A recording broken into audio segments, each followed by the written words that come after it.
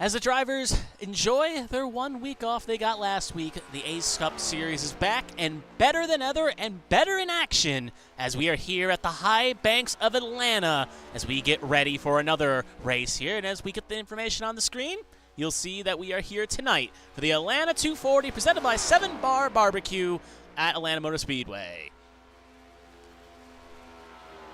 Make sure the audio levels are good. I was trying to test some things, and we are all good. My name is Kevin Young, and it's glad to be back here after the 1 week break, and we will see these drivers traverse the high banks of Atlanta, the new Atlanta, the super speedway Atlanta, if you will, as they will drive on. So we'll take a look at the where the drivers currently are sitting right now on the track with a little over 4 minutes to go in qualifying.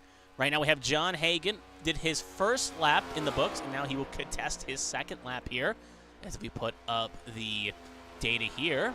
That's what I'm looking for here, because he's pretty much just flat out. Cars will not really take the opportunity. We'll cut the dog leg, though, to get that little extra speed. And as Hagan comes lost climb for his second run, he will slot up to pole position. So John Hagan, after his couple weeks off, he's now back in the car, well rested, and he's looking to continue the fight in that #1 Tar Heels machine. Other than that, look at some other drivers at the moment on runs. We just had Keith Hackney. He completed a 2-run average as well. There he is in the number 69 machine right there. Obviously, he came in last week to drive in, 2 weeks, I should say. Now he's back in the car again. We'll look at another driver. Matt Vordon just finished his 2-up average. We'll cut to Zach Millett here as he is starting his 2-lap run right now as he's looking to make his run for glory here. Right now, Millett has been the talk of the town as he's been one of the more dominating drivers we've seen these last couple weeks. And he's looking to keep this good form of run going here as he will head onward and upward. Speaking of as well, if you were not here for that last week's race, Millett was the victor 2 weeks ago at Richmond. It was a 1-2 lockout for Bowie Motorsports. So they're looking to keep that good form going here and keep the path they are heading onward. We'll do a quick update on the points and all that after qualifying is concluded here, as we will reset the field, as obviously, you never know, a long break can sometimes unjog the memory, and we'll give you an update of where everyone currently stands as they continue on. But first lap about to be done in the books for Zach Millett as he comes across the line. Only good enough for, well, last position, but obviously the second lap is the money lap, and he's going to have to beat a time of 31.12 if he wants to be on the front row, pole position, I should say. And if he wants to be on the front row, he'll have to beat a 31.14. So as he comes down through 3 and 4, hugging the bottom of the track, not lifting, not really making any sort of mistakes here, going to cut the dog leg all the same. Will that be enough for pole across the line? It will not be good enough for pole. He'll be in a dead heat with a few other drivers, including Hackney and Featherplace with 31.15s, but will not be enough.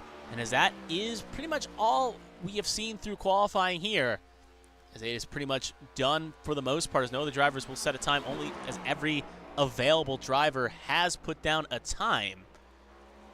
So overall, for the most part, that is pretty much it. Can be qualifying for just the top JIT qualifying session here. Gotta make sure we shout them out, as they have been the proud sponsor for qualifying throughout the A Cup Series, both last season and this season. So again, just the top, proudly bringing you this qualifying session has just pretty much come to a conclusion, even though we will have an extra minute 25 on the clock here. Obviously, we have only 28 cars in the field, so no cars will be at risk of missing the show or being bumped out. So we will be good to go on that part. Other than that, though, as we hit the kind of the clock out here with a minute to go, we'll give a quick show of where everyone is, as that is the right button. Obviously, the week off has also maybe de-sharpened my skills of where everything is. But there's the top 5 at the moment. Hagan, Oberstadt, Featherplace, Hackney, Millett. They will be the top 5 that will fire off into the main race. Obviously, we'll go over the starting grid and the rest of the starting grid where drivers lie when we get to the main race. But we'll show you a quick rough estimate of where the top 5 are.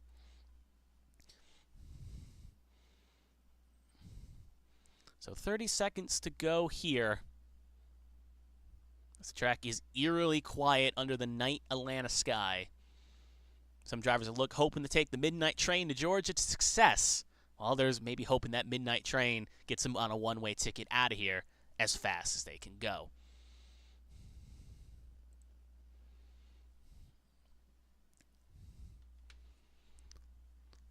So as qualifying is now officially coming to its conclusion. Again, Hagen, Oberstadt, Featherplace, Hackney, and Millet will be your top 5.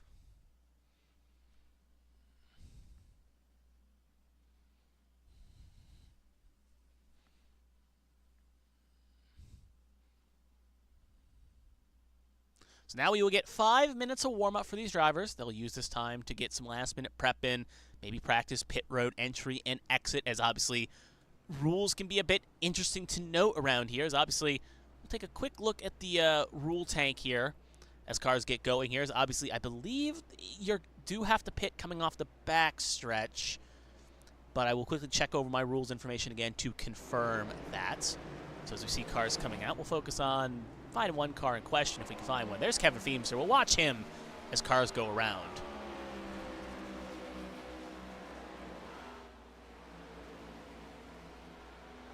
We'll see if we can get a good shot pit lane, because obviously there's where they usually come off of on the main straights. And obviously Old Land, you would come pit in through here, but I think the rule is still the same, as you'll have to pit coming down the back stretch here, but we'll see if we can get a confirmation on that in due time.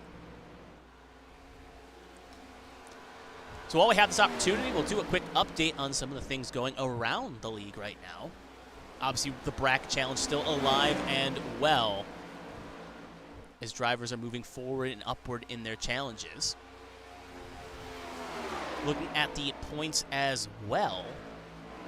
Currently at the moment, speaking of Brian Dixon, I see someone in the chat rooting for Brian Dixon. He is currently Rookie of the Year, 7 points ahead of Steve Tucker, so it is a dogfight for Rookie of the Year. At Constructors, Bowie Esports leads the way over Beatron by a little over 100 points. And then for the playoff standings after Chicagoland, which was last week, at the moment, Hagen, Featherplace, Marshall, Fleming, and Withers all locked in as they've met the requirements for race wins and races completed. Millet, Braille, and Michelle, Millet, Braille, Michelle in the playoffs. Even though Millet and Braille have wins, they have not met the requirement, but obviously the more races those drivers compete, they can make the playoffs, along with Bradley and Navarro, but they are part-timers, so they will not come into consideration. And the cut line right now, Blake Galloway, last driver in the playoffs at the moment, has a 6-point lead over Matt Gordon and an 8-point lead over Joshua Battles and 16 over Gaiman. So you can see right now as the cars do pit, kind of tangent off my point, that is how pit lane will be entered. You have to pull off on the back straight, come down, hang it around, keep it in the white lines, and enter pit road safely here. So thank you to both Feemster and the 69 car showing off of Keith Hackney, showing off how it is done to enter pit and exit pit lane. So obviously as we are on the back half of the calendar here, we'll get one more week off next week for Memorial Day, and then pretty much it will be pretty much smooth sailing the rest of the way. Only one more week off for Father's Day, but after that, it is all on the line till we get to the playoffs, and the playoff cut line will be at Talladega on July 13th. So we have a little over a month and some change. Actually, yeah, under 2 months now.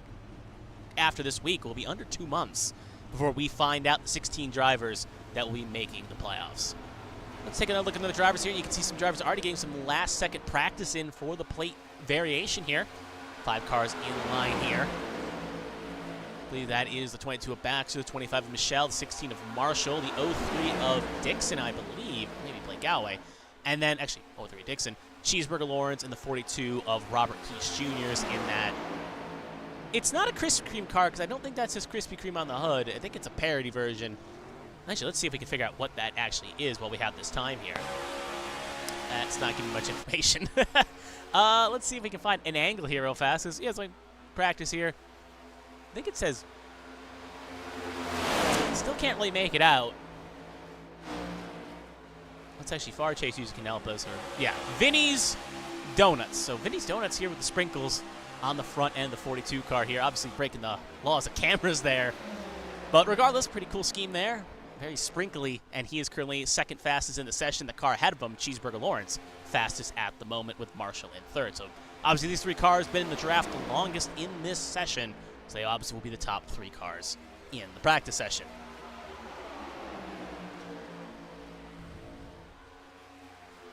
Looks like a few schemes aren't loading in on trading paints here, but most are. Don't want to do a quick Control R just because the chance of... Actually, we'll do that while we got 26 seconds here. So we're going to do a quick Control R, refresh all the paints here, see if we can get Cheeseburger Lawrence's scheme to load in here.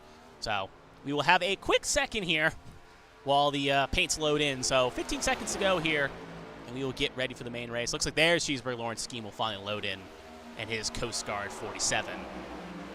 So good to see him in. So obviously still wait for his scheme to Keech's scheme to load in. That will end the warm-up here. Cheeseburger Lawrence, Keech, Marshall, Michelle, Dila, your top 5 on speed. But that will not matter anymore. We'll get on to the main race.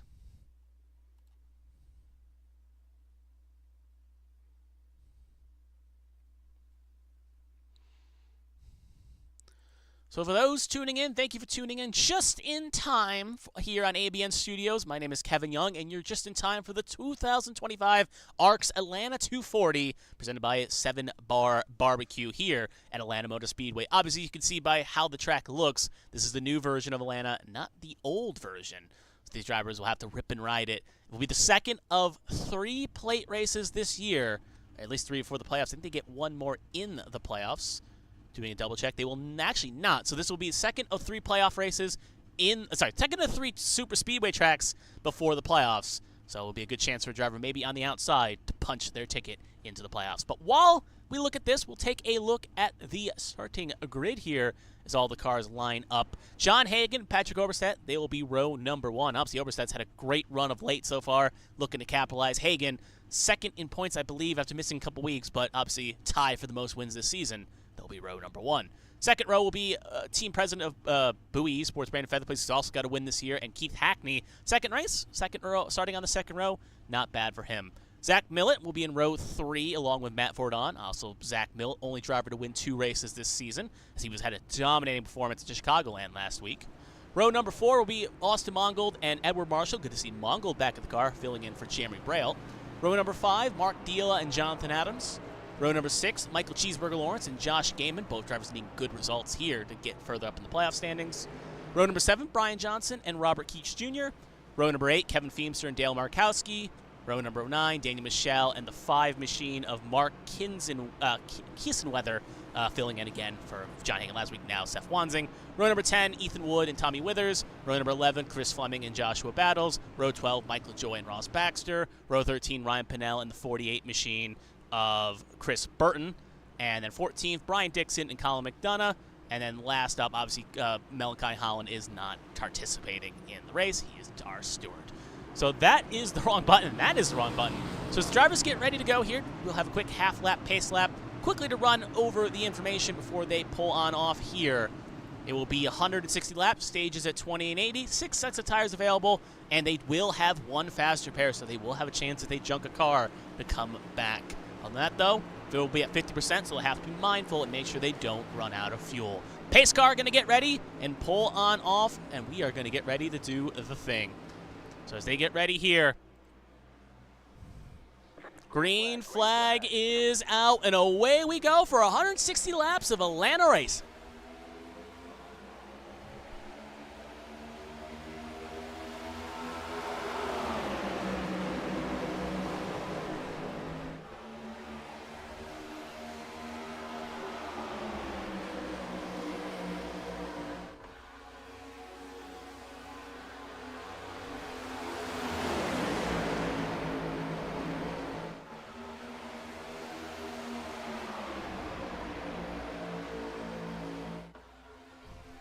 So as lap number 1 is completed, the 1 car will stay in P1, and he will lead the first lap with Featherplace, Millett, Oberstadt, Mongold, your top 5, as that inside line has gone quite nicely. And as you can see further back, as cars begin to cycle in, that outside line has sunk like a stone here. As you see these first six cars on the inside line play out. Keith Hackney currently sitting in 7th, side by side with Mark Dila in the number 80 Air Force machine. As you can see, Vordon pushing Hackney, and you can see, I believe that is Cheeseburger Lawrence behind Ethan Wood. So obviously it's a little bit different than you'll see at other plate tracks in these situations.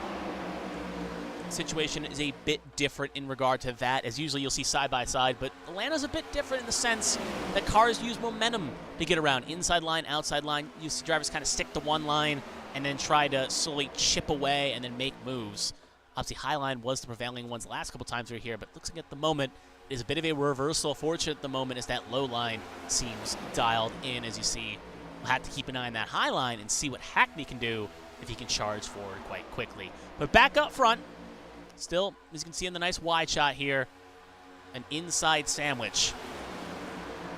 Does make you note is we obviously two teammates in both Bowie, in both the 34 and the 31 of Feather Place and Millet. Obviously, they will probably think about maybe dispatching of Hagen, possibly, if that outside line can get some more momentum right now, as they are still trying to charge forward. But right now, jumping on a line would be a death nail to their hopes of possibly winning this stage. So best just to ride put and stick with the devil you know sometimes to ensure you bring the car home quite nicely. As you can see right now, Featherplace really pushing the back end of the one of John Hagen, getting a little bit squirrely back there as you see Wood and Hackney, I should say, going side by side. Brian Johnson way up the groove there, almost colliding there with Jonathan Adams. So the inside line beginning the move here. We'll ride on board with the 69 machine. As you can see him right now slowly charging forward. Put on the driver data here, going flat out, almost on the corner panel. Now obviously Feather Place maybe thinking about possibly, but no real advantage of jumping out now when you can't overly confirm you can get both Bowie cars ahead of Hagen. So again, maybe that may not even be the strategy to the degree. It may be just beneficial to stay behind as well, but you always got to think a couple moves ahead when you can, and in turn want to make sure you get some good points. Bit of a separation here on track, so we'll take a look. You can obviously see as we get the wide shot here, drivers gotten a little bit argy-bargy together, and because of that, you can see the effects that has had.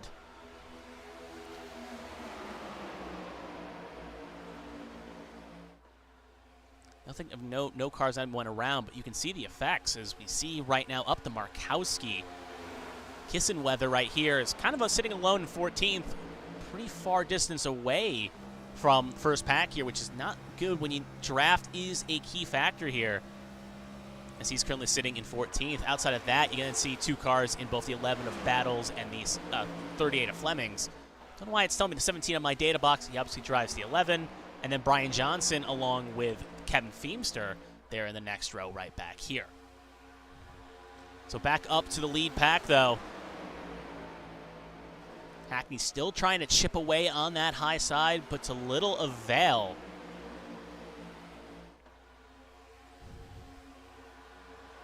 As he is side by side with Austin Mongold as they battle for a top 5 spot.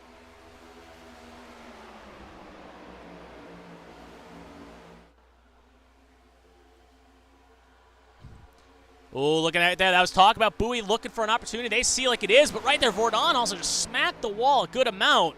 So 34 and 31 think this is the opportunity to go to the front. They saw the chance, and they're going to try to take it. Oberstadt will jump in, try to push Hagen. Meanwhile, the outside will be both cars of Bowie Esports, and they will successfully clear right in front of Hagen. Aggressive. You can see Hagen pushing the back into 31. Almost got the fingers caught in the oven. But luckily, they both will keep the cars in the right direction, all pointed forward. We have a new leader in the 34, Brandon Featherplace. And now Hagen, sensing an opportunity, will jump out, does not want to be third fiddle on the inside line. He will now take the lead of the outside line and hope Hackney can give him the pushes he needs to try to get ahead of now the Bowie Esports 1-2. Because we've seen this in years past, and we see this in every plate track ABN covers, along with every probably NASCAR series. Teammates want to link up on the low line to high line and make life miserable for the non-aligned teams to some degree. Obviously, you want to know where your teammates are and want to try to push forward, but there is a risk.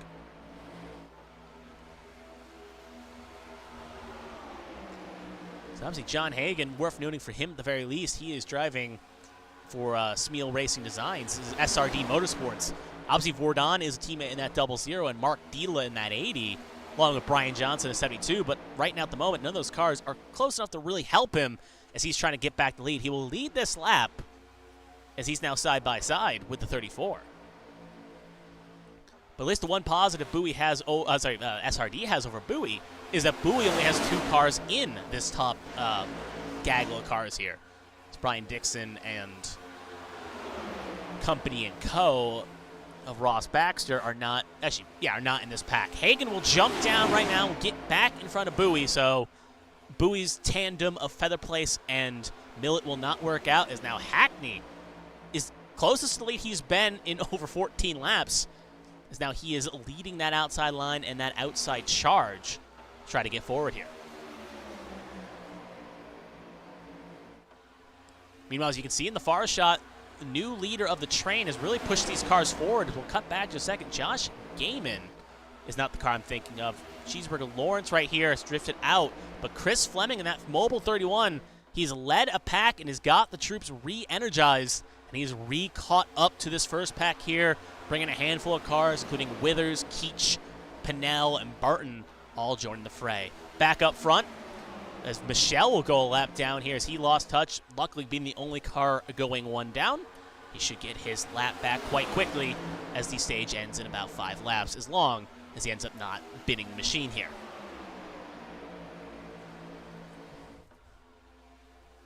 So as we come 4 to go in the stage, Hagan leads that lap as well, but it will be a dogfight.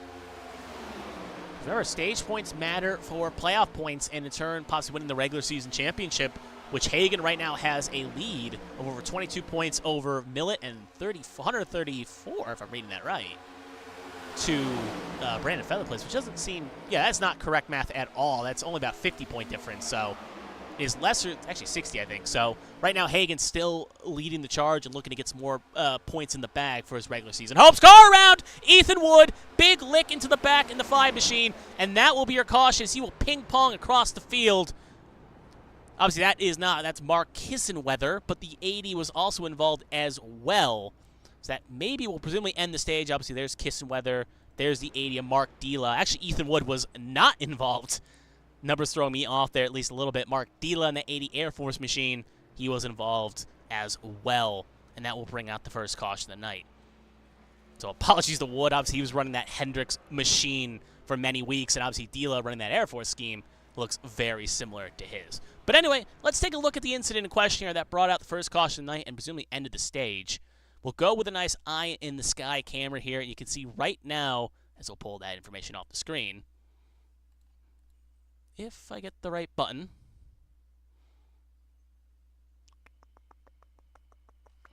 I should know which one it is, but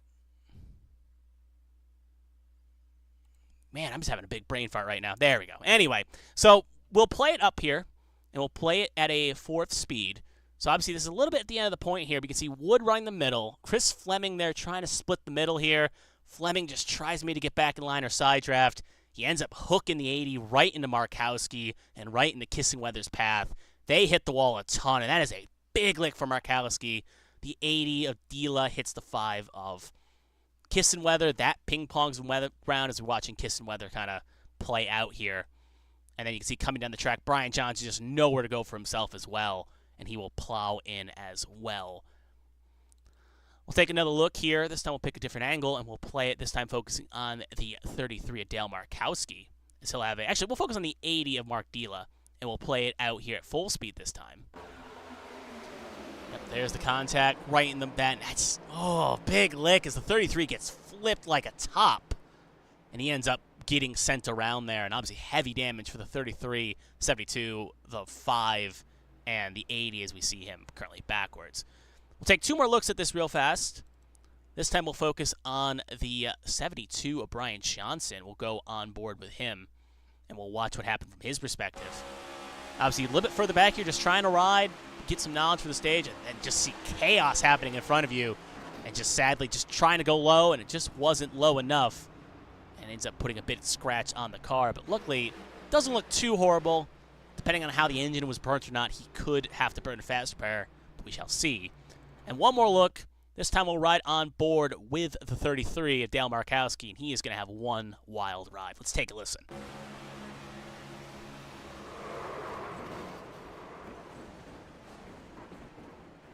They say in The Sopranos, you never see it coming sometimes, and that is a case right there. Just minding his own business, you just hear a squeal of tires, and at the same point, then you're upside down, wondering what just happened. So as we go back to live action, obviously right now cars getting caught up to the pack. Obviously Dila burned out fast repair. He is back in the running. Obviously most cars will elect to burn one. Obviously some cars may choose not to. It is still a long race. So stage 1 did officially end at the end of that stage. So all cars came in and pitted for fuel and tires. Few drivers electing to roll the dice. Josh Gaiman took fuel only. Feather Place and Millet took 2 tires. Hagen, Vordon, Hackney, Obersat, Withers, 4 through 8, they all took 4. Looks like Withers actually took 2 on my counter, and everyone else took 4, pretty much on down except for Colin McDonough. 2 cars still on pit lane at the moment. Edward Marshall, he's going to leave his box here. It will stay on the lead lap. Brian Johnson looks like he maybe need to check the fast clear box along with Dale Markowski, or maybe had a tow, and they will have a lengthy repair. Actually, Johnson has only started a 9-second clock, so he should theoretically get back out, but will probably be in heavy risk going 1 down. As for Dale Markowski, 3 minutes on the clock. He is now officially leaving his box 2, so he will be in the 1 down chase along with Brian Johnson and Mark Kisson-Weather.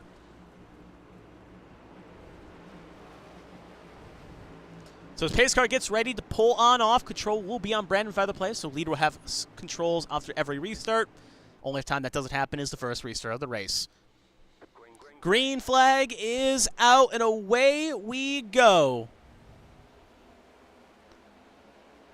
Great launch there by Bowie Esports, obviously in tow. You know when one car says go, the other one will push, and you see the factors right there. Problem is, though, a lot of spacing between the next inside car and outside car, so they will have full control of where they want to send it. And actually, we'll use the opportunity to run in the gearbox of Zach Millett, who currently sits in second, as he's going to have the pack roaring down on him right now. But right now, Conley staying cool as a cucumber here, going to try to look where the line goes. There's Gaiman and Hagen. They're going to stick on the low side here. And in turn, they will form a kind of middle-low coalition here, at least for the moment, as they will all get linked back up. Obviously, with Stage 2 being a bit longer than Stage 1, cars will be a little bit more inclined to try to save at least a little bit of fuel to ensure they make it to the end of Stage 2. If everything goes well, pit stop presumably will not happen. However, we make it to a point where we see many cars try to buck it down a little bit to try to get that little extra speed. Hagen will flip Gaiman there for third, as now Hackney's stuck on that high side. He'll slot right behind Josh Gaiman. So a reversal of what we saw at the end Stage 1 there, but the top 3 still fighting all the same, with third place Millett and Hagen, your top 3.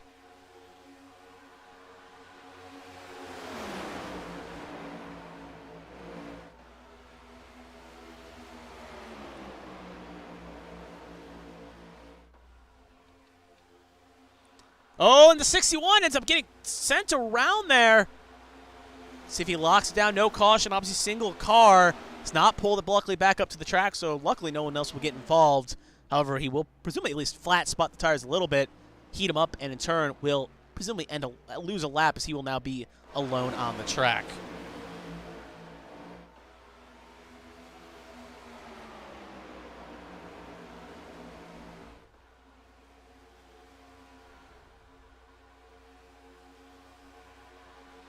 So as cars get adjusted and move forward here, and while we have this quick second, as we see a lull in the action, we'll see if we can take a quick look at what happened to Gaiman there and see what exactly caused that. So we'll go with a quick eye in the sky, and we'll quickly watch and play it out live. Oh, play it on replay here. Yeah, Gaiman looked like he tried to get back in line to a hole that didn't exist, and he ends up shooting himself through the grass here.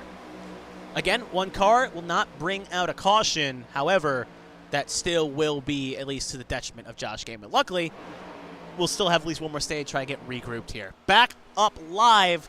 Outside line has found life, and with the leader, John Hagen, they will charge towards the front here. Hagen, Hackney, Vordon, 2 SRD cars, and I believe Hackney is I want to say he's an open car. I will confirm that in just a second here. But they're trying to move forward on that high side.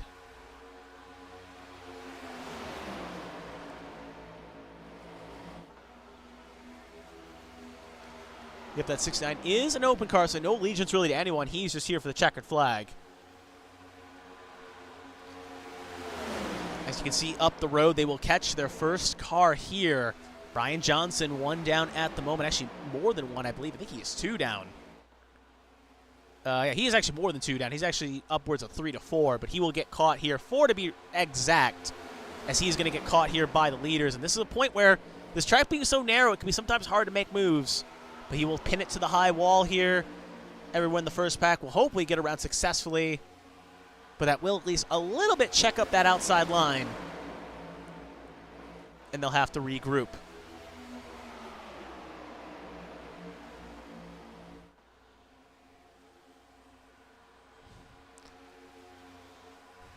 So as cars begin to push, prod, and move,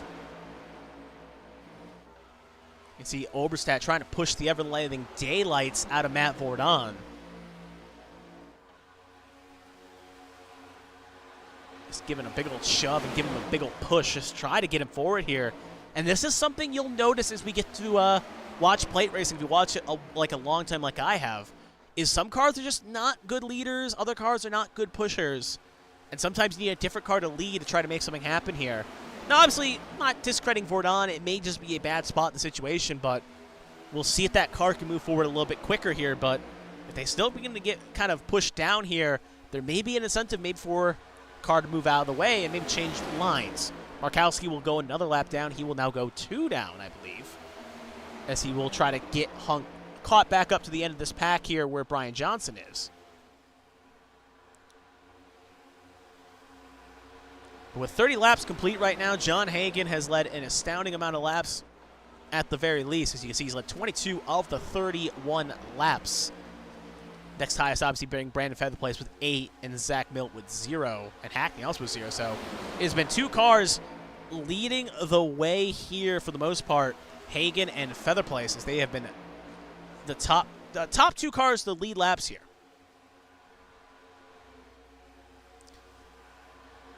Meanwhile, keep an eye on that outside line, eating my words at least a little bit here as they are moving forward at a quick pace. So obviously was not trying to insult Vordon, but just noting something. But it looks like they are charging forward here.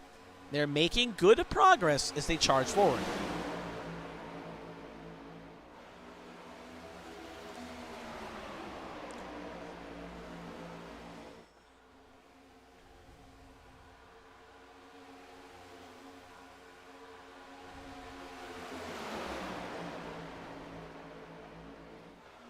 That outside begins to charge for Vordon. He's looking to try to break the trend that Hagen and Featherplace have done so far. Try to lead a lap. He's got a good run going right now at the moment.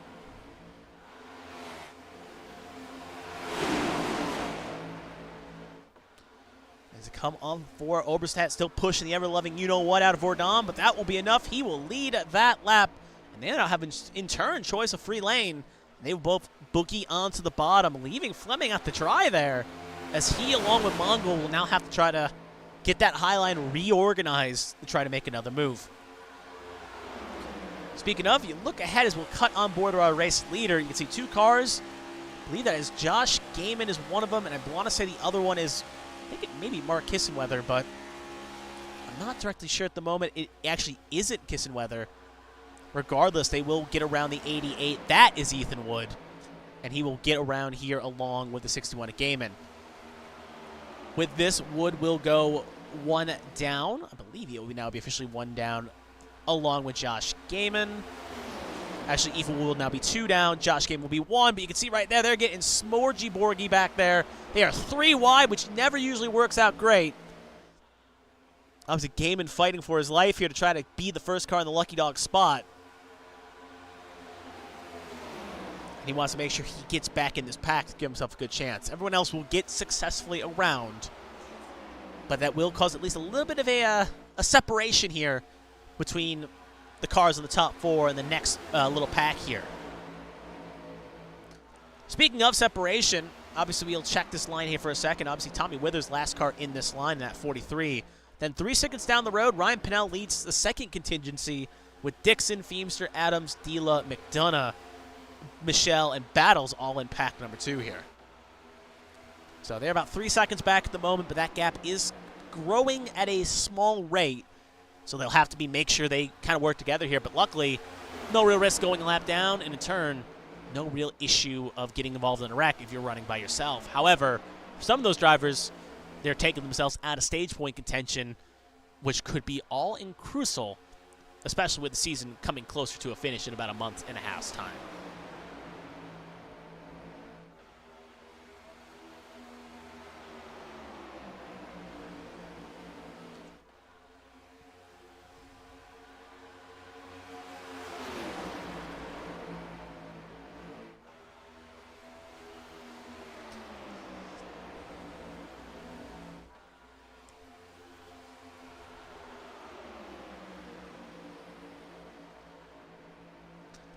This car still train on that low side at the moment. No one really being daring enough to stop the stage. His stage end is still a very long way away.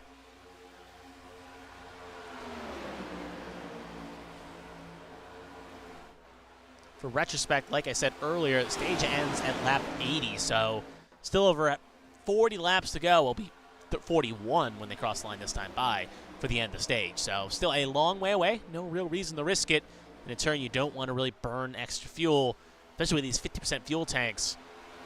Fuel could be a premium. You don't want to pit under green if you can help it, because you will lose at least one lap, if not two, for your troubles with how long pit lane is.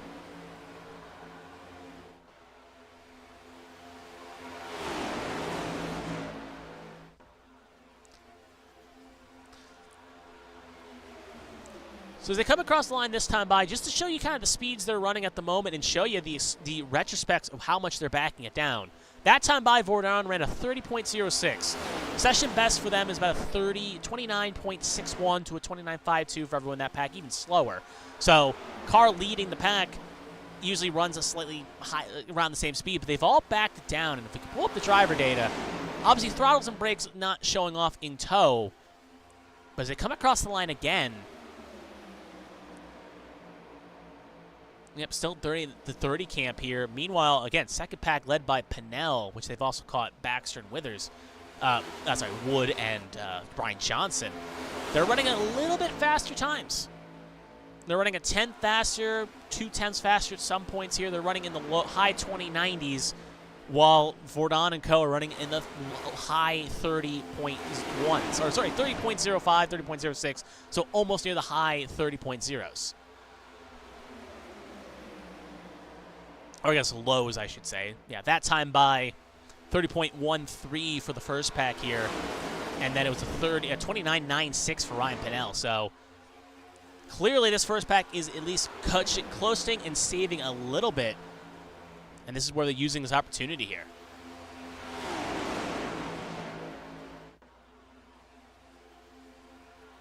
One more thing to note as well, take a look at the front end of John Hagan's machine. Obviously, wait around when we get another angle here. We'll see if we can get a good look. But you can see it's very caved in comparison to the cars around him. And we'll see if we can get, obviously, maybe break the laws of physics for a second here, but this will give us at least a good clue. Obviously, you can see right there in comparison, that front end caved in a lot. Meanwhile, if we compare it to another Ford, a Chris Fleming, you can see that Mustang front very pristine, if you will. So right now, I'm not directly sure where Hagan got that contact from. Maybe hit a front end a little bit too hard. Obviously, these cars, that aero performance can play a bit of a factor, maybe not allowing to stick the bottom. Obviously, only time will tell, and if it really was affecting the machine, he would burn a faster pair when he needs it. But right now, still holding P3, no real risk, but you do wonder if there's any possible side effects that could bring with that front end being so caved in. But at the very least, right now, it's not affecting his ability to hang into the front, but you got to worry about maybe overheating, engine temps, because that's right where the radiator is, so there's at least some slight concerns depending on how it caved in. Could it possibly blow up?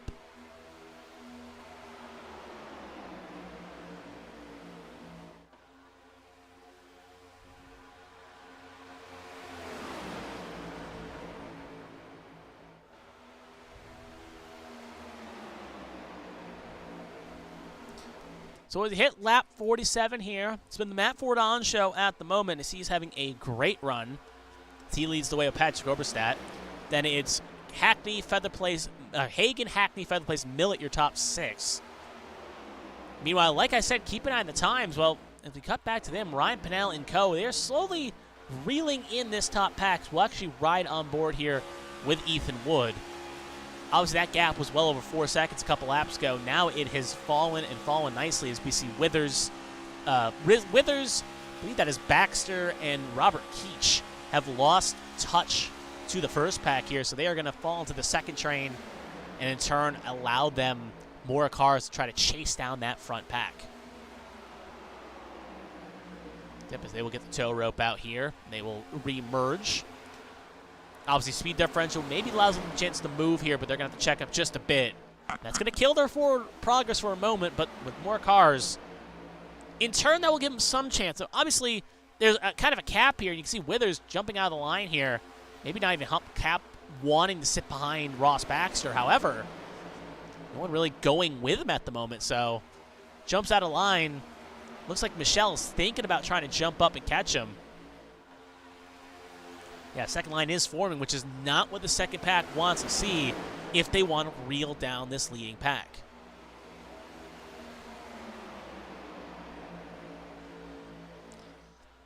So obviously we're watching the second pack here. His first pack is still single file for the most part here, so getting a little bit of action here in the second pack. Ethan Wood also now thinking about jumping up high here in that National Guard 88.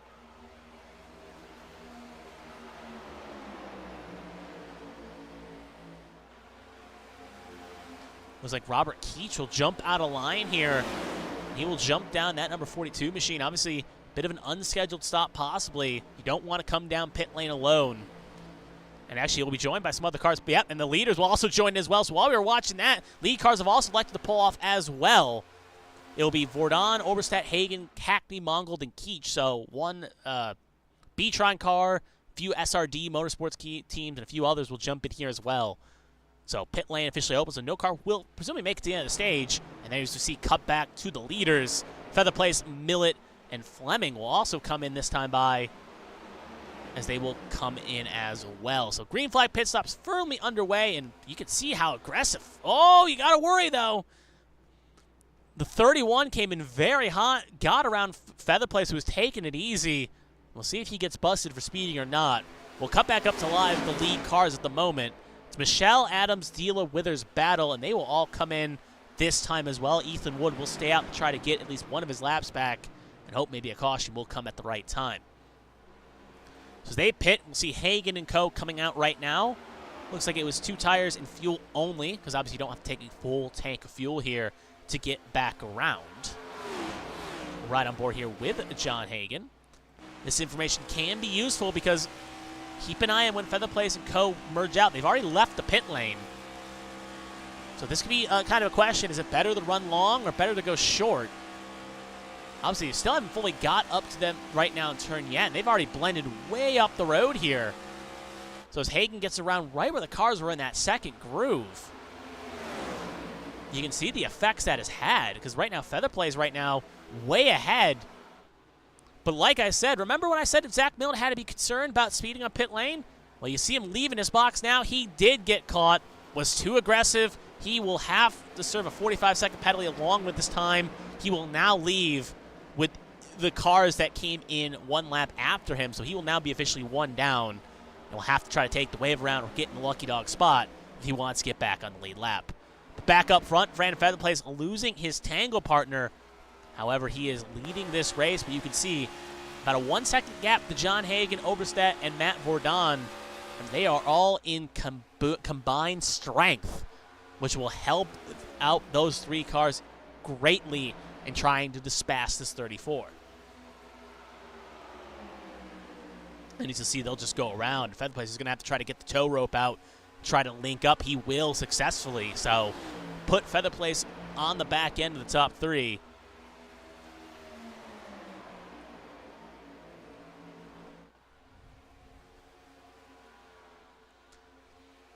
I think Featherplace still struggling a little bit. Luckily, though, he'll have some help. Ross Baxter right behind. Obviously, teammates with Brandon Featherplace.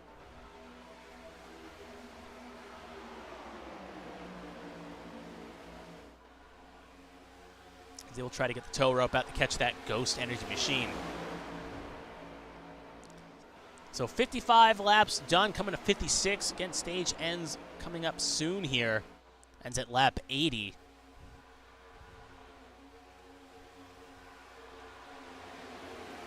Six cars trying to reel in the top 4, so top 10 all under a blanket at the moment as they get all caught up. Mark Dila, first car in the second lane here as we watch on board with him. I believe he is, yeah, about half a straightaway back as he is with Brian Dixon, Josh Gaiman, who, actually that's not Josh Gaiman, that's Colin McDonough, Tommy Withers, Jonathan Adams, and co. are in the second pack here we're watching as they try to reel forward here.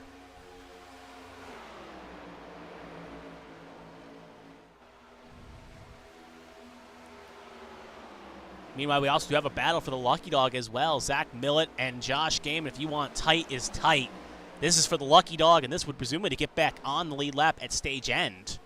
Obviously, car that has the position will get back on the lead lap and can pit in tow. The other car will have to take the wave around, will have to stay out. So this is an all-important race, as they are fighting for possibly a chance to win this race if they can get back on the lead lap. Now, obviously, with it being a super speedway, cautions probably will have a better chance happening plentifully, as you see right there, the 48 coming out and merging onto the track, as he is also right now at the moment multiple laps down.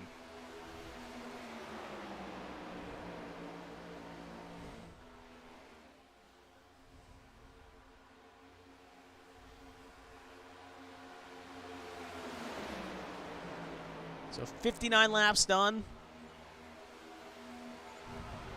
Hagen, Oberstadt, Vordon, Featherplace, Baxter, your top 5.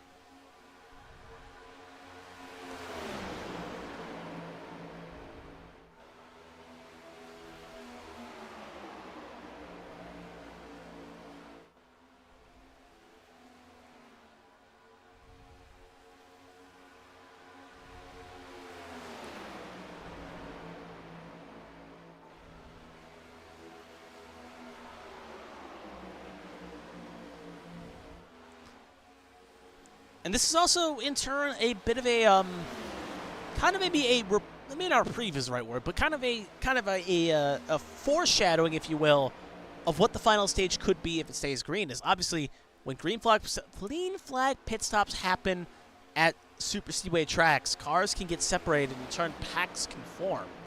And if you're not on your money, bad things can happen, as we see at the starting point with Hagen and co. having that issue. I mean, yeah, I meant to say with Gaiman and Millet, but point still stands. If you're not careful and you get caught speeding or making a bad entry of pit lane, it could take you out of contention for winning this race as packs begin to get separated here.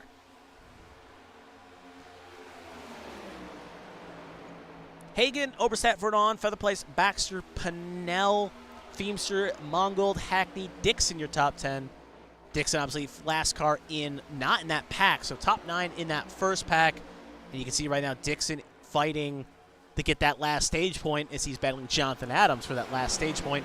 Millet right now, in turn, also leading the lucky dog chase as he is the highest car one down, battling Gaiman and Kissenweather and Keach, as they are all also one down at the moment. But only 2 cars in this pack here. Meanwhile, Kissenweather is with Keach. Actually, Kissenweather's here, just coming across the start-finish line now. And Keach is even further back here as he's about to cross the line now, at risk of possibly even getting caught by the leaders here before this stage ends.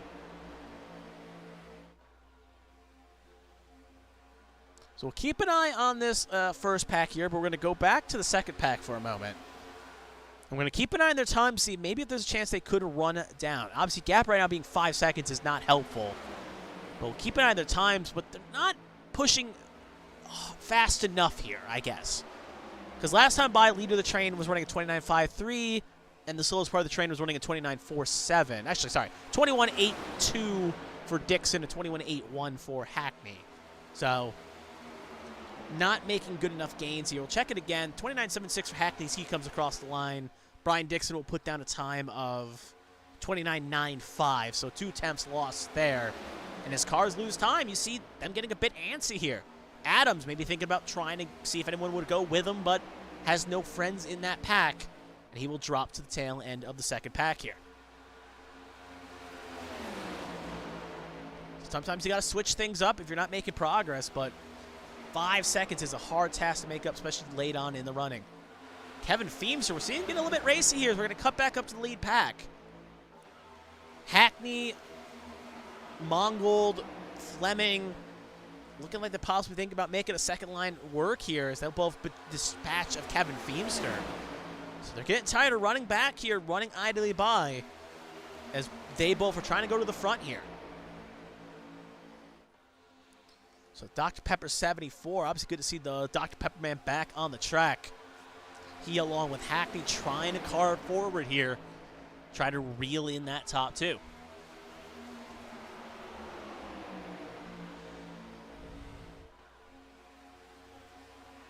So keep an eye on. That is still top 3, no changes. As they all run the same.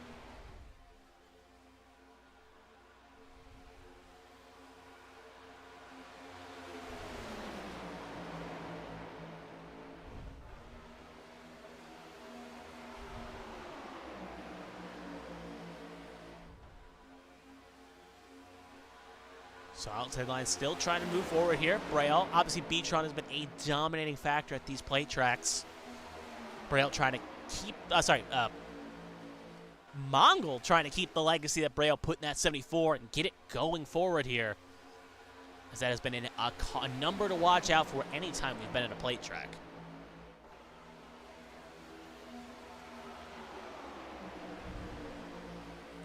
Again, while we still got this lull in the action, thank everyone for tuning in here on a Sunday evening. Obviously, All-Star Race about to kick off shortly here for the actual NASCAR event. And in turn, Indy qualifying was earlier today. So obviously, both fun events to watch. You see Keach coming down pit lane again. But thank you for spending your Sunday evening here as you see the best and the brightest A-squared fight it out for glory on racetracks week in and week out here in this Cup Series equivalency.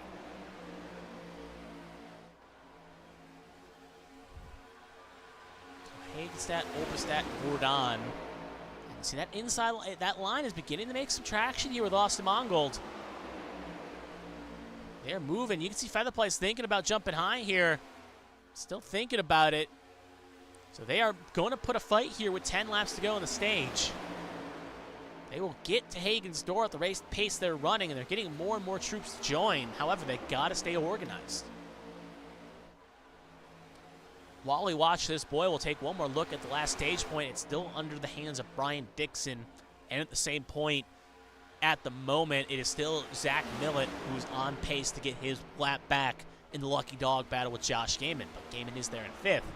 He may be willing to throw it all against the fence to try to get around that 31. But back up to the lead pack. Still a bit disorganized. We still follow that 74.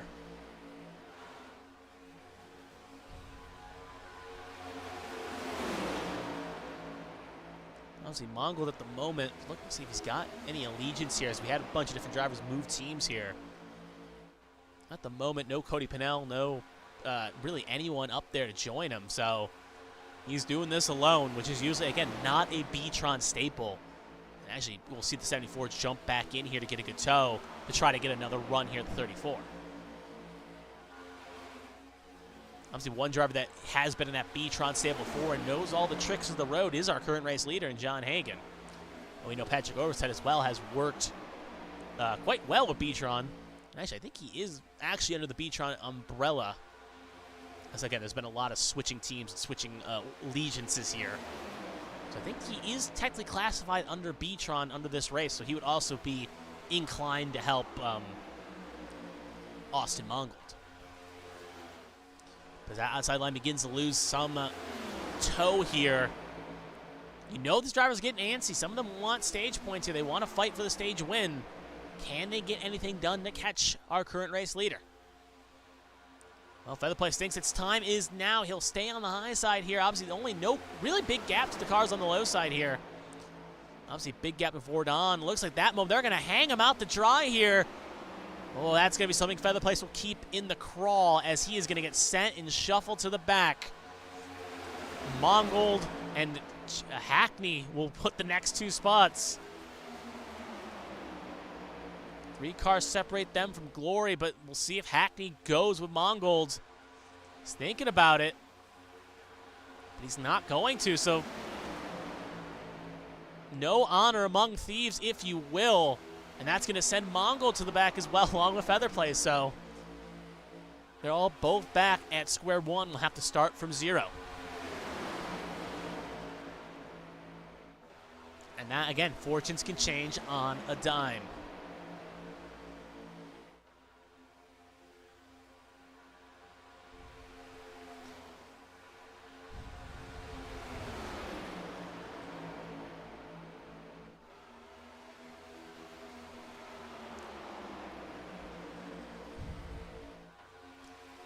next time by will have 2 laps to go on the stage. They do end up closing on 80.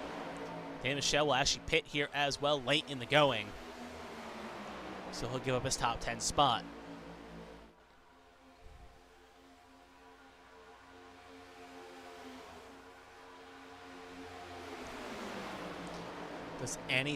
Does anyone want to try to step out of line even? As we see Mongold and Feather Place, they slot back in. We'll take one quick look. Right now, last stage point out right now belongs in the hands of Mark Dila, as he's currently in 10th, but it's heating up between Gaiman and Millet here, as they're going to battle hard here for the final Lucky Dog. So we're going to try to keep an eye on both the lead and this battle for the last Lucky Dog. Outside line beginning to move again. Mongold, Pinnell. Keeping an eye on Gaiman and Millet as well. High line right now, Pinnell and Feather Place. They're going to try to push here. Still no real threats at the moment for Hagen, as they are way too many cars back. But Patrick Oberstadt, he's going to pull out of here line right now. He's going to pull Mongold with him. It's going to be B-Tron on the high side here, as we are coming to finish the stage. Who will get it? Who will come across the line? It will be a drag race advantage. Will go to Oberstadt, as that will presumably end the stage at lap 80. They're going to let him run here for the last stage point, and now it will come out. So Oberstadt will take the stage victory ahead of John Hagen. More importantly, for the Lucky Dog, Zach Millet will take the advantage. D'Lo will get the last point, and Gaiman will have to take the wave around here, which opens its own quagmire challenges. So great stage 2 there. That's how you kind of have to do it late on. And you can see right there, Oberstadt timed it perfectly. Now the question obviously is, stage 2 glory is great, but you know he's going to want to get the main checker flag at the end of the final stage. So quick look at the final results for stage 2. Patrick Oberstadt takes the win. John Hagen 2nd, Austin Mongold 3rd, Matt Vordon 4th, Ryan Pinnell 5th, Keith Hackney 6th, Brandon Featherplace 7th, Kevin Feemster 8th, Ross Baxter 9th, and Mark Dila gets the last stage point, with Dixon, Adams, Withers, and McDullough running out the top 14. So is pit lane going to be a crowded place here? John Hagen actually going to bail on it, it seems. Along Patrick Oberstadt, possibly maybe pit lane was closed at the moment. Obviously, everyone will get caught up. So it looks like they were going to pit, but looks like no one else is coming in. So it looks like pit lane may not have been open that time by. Or everyone just elected to stay out, which doesn't seem inclined. As you obviously saw for the last stage, 30 seems to be the magic number. And actually, interesting to note, Josh Gaiman will have to get the wave around over Millet. So maybe I had the wrong laps written down. There is a belief I may have. So Gaiman will get the Lucky Dog, put him back on the lead lap, giving us 19 cars on the lead lap at the moment.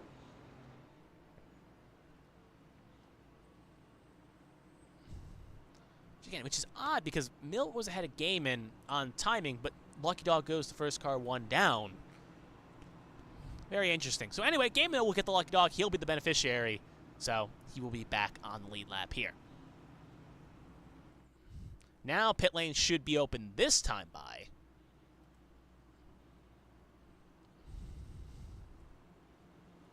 And now everyone will be coming on down here to take service.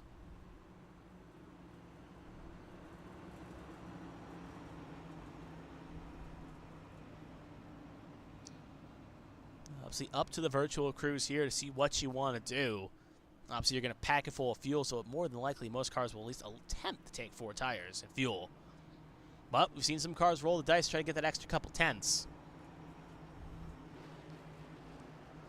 So as you watch the cars elect to come in here, obviously some will elect to take the wave around here. Obviously they'll enter your shot here, stage right there they will go.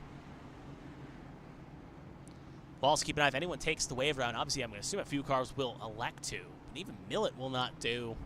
Looks like, at the moment, yep, no cars will take the wave around, so everyone will be pitting in here for service. Actually, Michelle looks like he will because he came in late, so he will come in, and he will actually get the wave around, but he will go back to being 2 down after this wave round. So Jack goes up in a lot of cars. They'll take 2. Let's see if anyone runs around. Yep, they will jack up the right side 4. Keep an eye on Oberstadt, but looking at Brandon Featherplace, he will win. His crew will win the race off pit lane as he will take 2. It'll be Oberstadt next, Hagen, Bourdon, Mongold, Hackney, Feemster, Baxter, Adams will lose out to Dila. Then the rest will begin to file in here. So the rest push out here as we watch him go. We'll actually get delayed one extra lap because of that, because obviously we were in a spot where they were going to take the green right there. So obviously you pit one lap before, then you take one extra lap of pacing and that. But looks like something got mixed up in the weeds. Because of that, we will take one extra lap here to run around under pacing.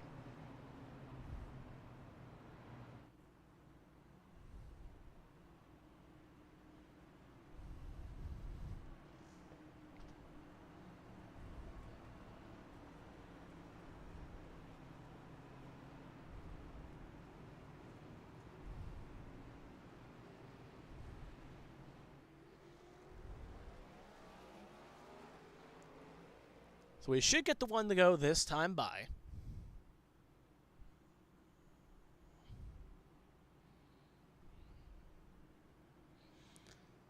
Yep, lights are down on the pace car, so cars will get lined up here.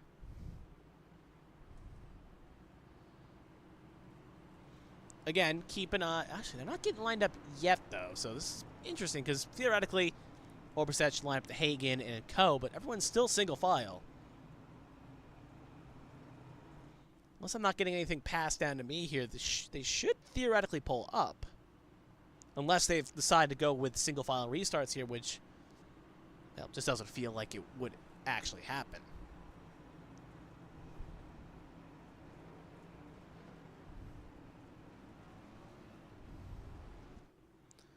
So yeah, it looks like we will have a single file restart here as lights are out on the pace car and everyone gets caught up. 19 cars on the lead lap. Just do a quick race update. Kissenweather, Millet will be 2 down. Wood and Michelle will be... Oh, sorry. Kissenweather and Millet will be 1 down. Wood and Millet will be 2 down. Fleming and Markowski will be 3 down, along with Chris Burton. And then we have Brian Johnson, who will be like 6 down, if my count is correct. And Keats Jr., who is out of this race. So 27 cars still running on this circuit as we are going to get ready to green to go for the final stage of this race.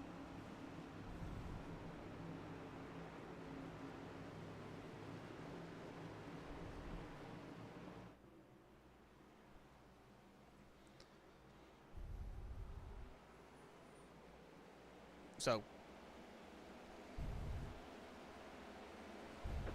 green flag is out. Late call there. Even iRacing control was bad. Obviously, that was green, so away we go for the final stage.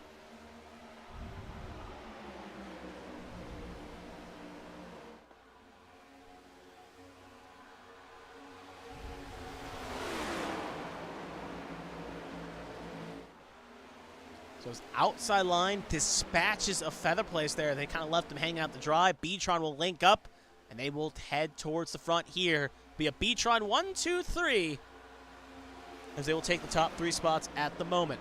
Actually, sorry, not B-Tron. My mistake. 2 SRD cars and 1 B-Tron car in Patrick Oberstadt. And then speaking of another B-Tron car right there, Austin Mongold was able to slot in ahead of Brandon Featherplace.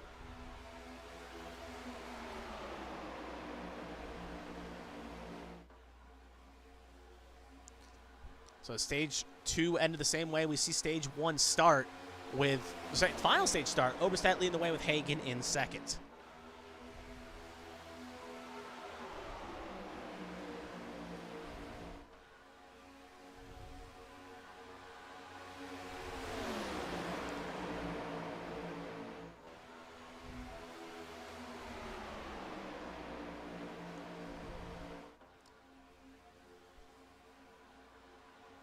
So obviously watch a bit of the calm for the storm here. You can see right on the high side there, Mark Dila, 3 wide with Jonathan Adams and Brian Dixon. You're right again, usually you don't see that very often in Atlanta, as this track was pretty much too wide throughout its days as before Super Speedway. And it's never really truly fixed its wall situation, so it's still pretty much a 2 wide track, but you can see a third line work if you know what you're doing. Brandon Featherplace will get pushed back a spot here as Keith Hackney will slot up inside the top 5.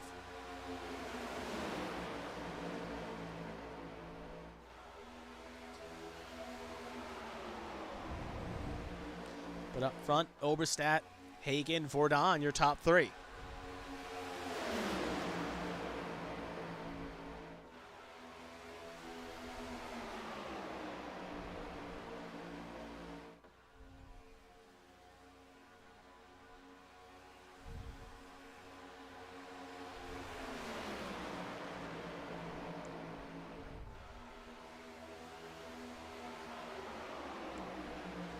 You see that inside line beginning to still hold shape. No one obviously being a hero on the high side. Second groove also formed again and again. As you see, because of the bad restart, 7 seconds back, if I'm reading the number correctly, well, 6.5 is Pinnell, McDonough, Gaiman, Millet, Battles, Cheeseburger, and Kissenweather are all in this little second pack here, and they are really far back in comparison here. Obviously, they got a little separation of that second car, and they are checked out. So obviously, the restart confusion may have caused a little bit of an effect here, and you see the effect that's happened. Obviously, just checking through the battle box of information, nothing of note has happened.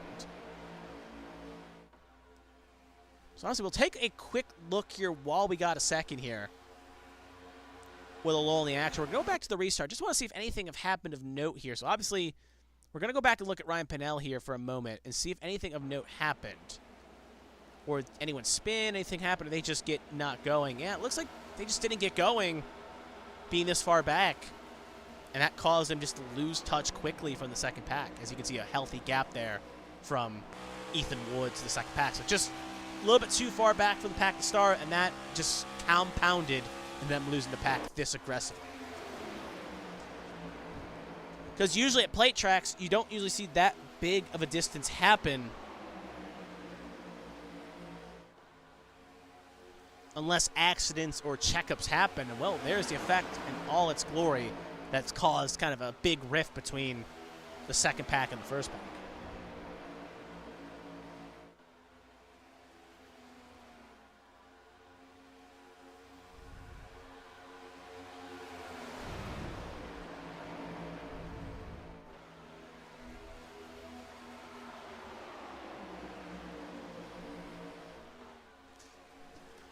So as they move forward here, keeping an eye on that inside line.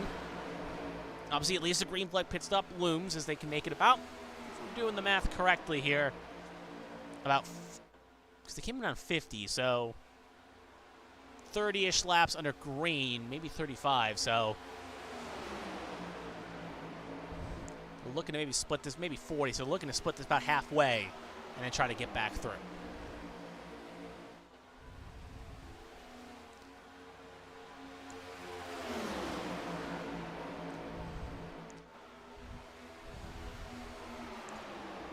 Like I said, I wouldn't be totally shocked if saving is the name of the game here. At least give yourself the latest lap you can pit and still have enough fuel in the tank.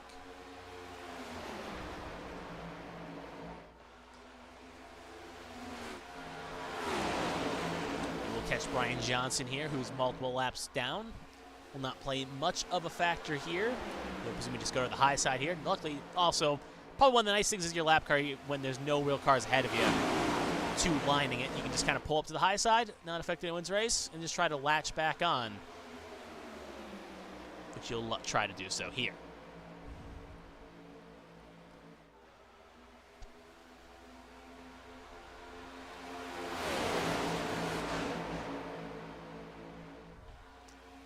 Ooh, we see a little bit of argy-bargy back there with Keith Hackney trying to go very low side on the 16 machine.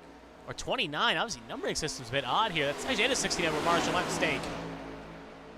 29 right there is that Milwaukee best ahead. You can see right there, again, Hackney trying to get the arms out there to try to get in the move. Obviously no double yellow line to speak of, so can get low there if he can do it, but obviously if he does end up wrecking the car ahead of him doing it, that would be a penalty and looked down upon the stewards.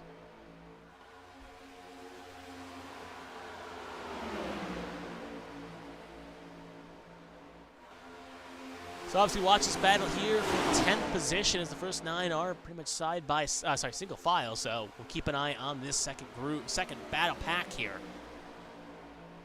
Marshall, LaJoy, Withers, Hackney, Adams, Fleming.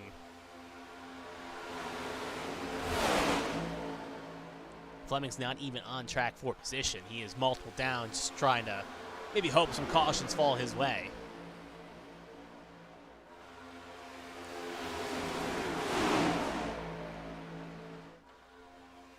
Again, racing side by side is not really a major disadvantage here, especially as long as you stay in touch with the draft. There's really no hurt in doing this, but right, you see almost Marshall tagged that wall just a tiny bit.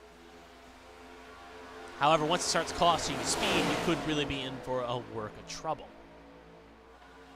As this run goes on, cautions are more likely to happen as, you know, drivers get more aggressive. So as they hit the magical 100, lap 100, we'll have 60 laps to go as we come across the line this time by.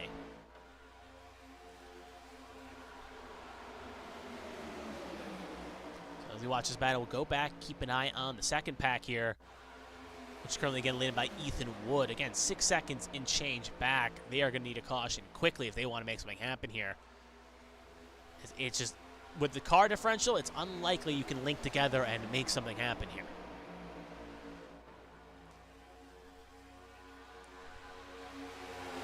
So even keep an eye on the driver data here. You can see, again, lead car Ethan Wood running about 181. Meanwhile, lead car, the first pack, Patrick Oberstadt, running a little bit faster. Obviously, caught him at a different point of track. So 186 at the end of the corner. But Ethan Wood only going 185 hitting corner X. It did pop up to 186, so pretty much running dead even, maybe a slight disadvantage, slightly, meaning it's unlikely they will catch it without the help of a caution.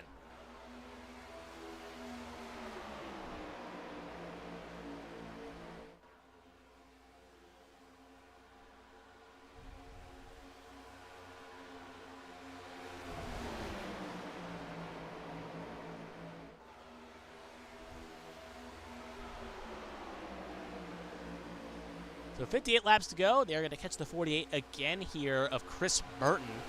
Looking to put him another down here. It's not been a good day for that 48. Obviously coming in, first race in as an independent. Just trying to get a feel of maybe the car or this league. Obviously some drivers hit the ground running when they come in this league. Other drivers struggle a little bit, but try to find their form late.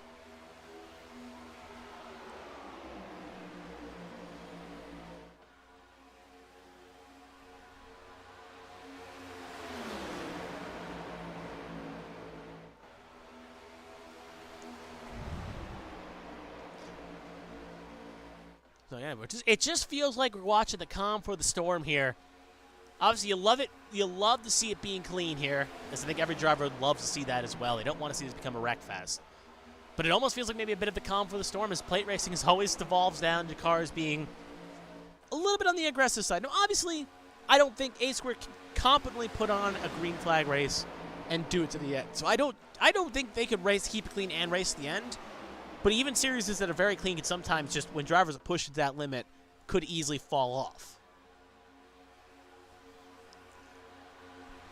So with 56 laps to go, it's still Oberstadt, Hagen, Verdon, Mongold, Featherplace, your top 5.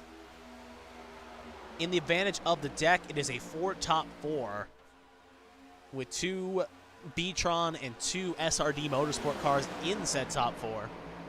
And we know Smeals had its connections with B-Tron back in the day, along with Hagen and co. So more than likely, Ford drivers, even though they're not in the same channels, you know at the very least they're going to work together to ensure they both get good results for all 4 of them. Obviously, as Oberstadt will shuffle out of line here, will get led in by Vordon, so going to leave some of the trains, switch over to get some fuel saving done for him as well. So kind of a switcheroo tactic there to ensure that you can save the fuel, because it's the car that leads the train. You don't get the extra little draft that in turn helps save, as you can be a little off on the throttle, get that a little extra less wind resistance. So in turn that lets you save fuel. And now that they've switched over, Oberstadt will get the beneficiary to A, get the fuel advantage and save a little bit. Meanwhile, John Hagen will now in turn get the get some clean air to the nose of that car and keep it from overheating. So it's a win-win for both parties, as they are just riding peacefully here in the first 2 spots.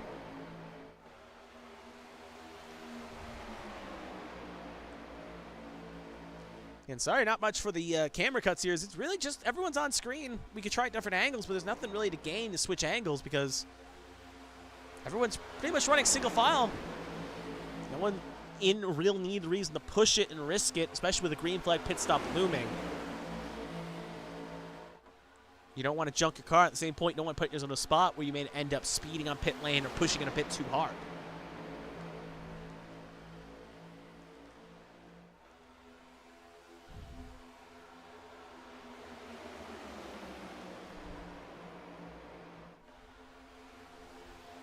We'll see if we can ride aboard with a car in this train here at the moment. I'm keeping an eye on Hackney. So we'll ride on board here with the Hackney line machine here. As you can see right now, just kind of minding his own business. He's got a Bowie Esports car ahead of him. Obviously, right behind him, he's got Jonathan Adams as an independent machine. And I don't see him on our team board list, so I don't think he has any allegiances with anyone. Obviously, he may have personal friendship with some, but by the letter of the team law, I don't think he is signed up with anyone. Just making sure again here.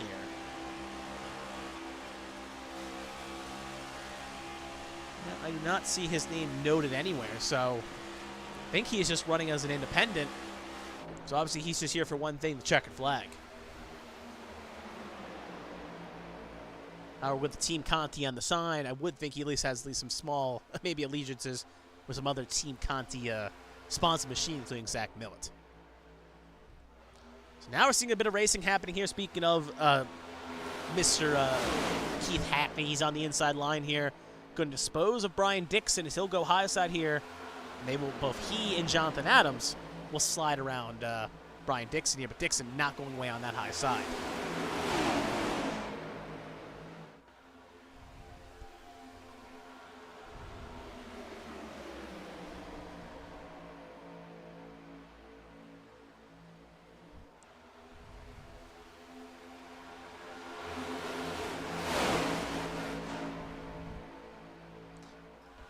Have to be a little bit careful. Obviously, gap healthy right now, but they got to make sure they don't tear each other too apart here because they don't want to lose touch to the front end of Ross Baxter. But I don't think they're in any condition to do that right now, but the larger that gap grows, the more concern you do get if you continue to fight.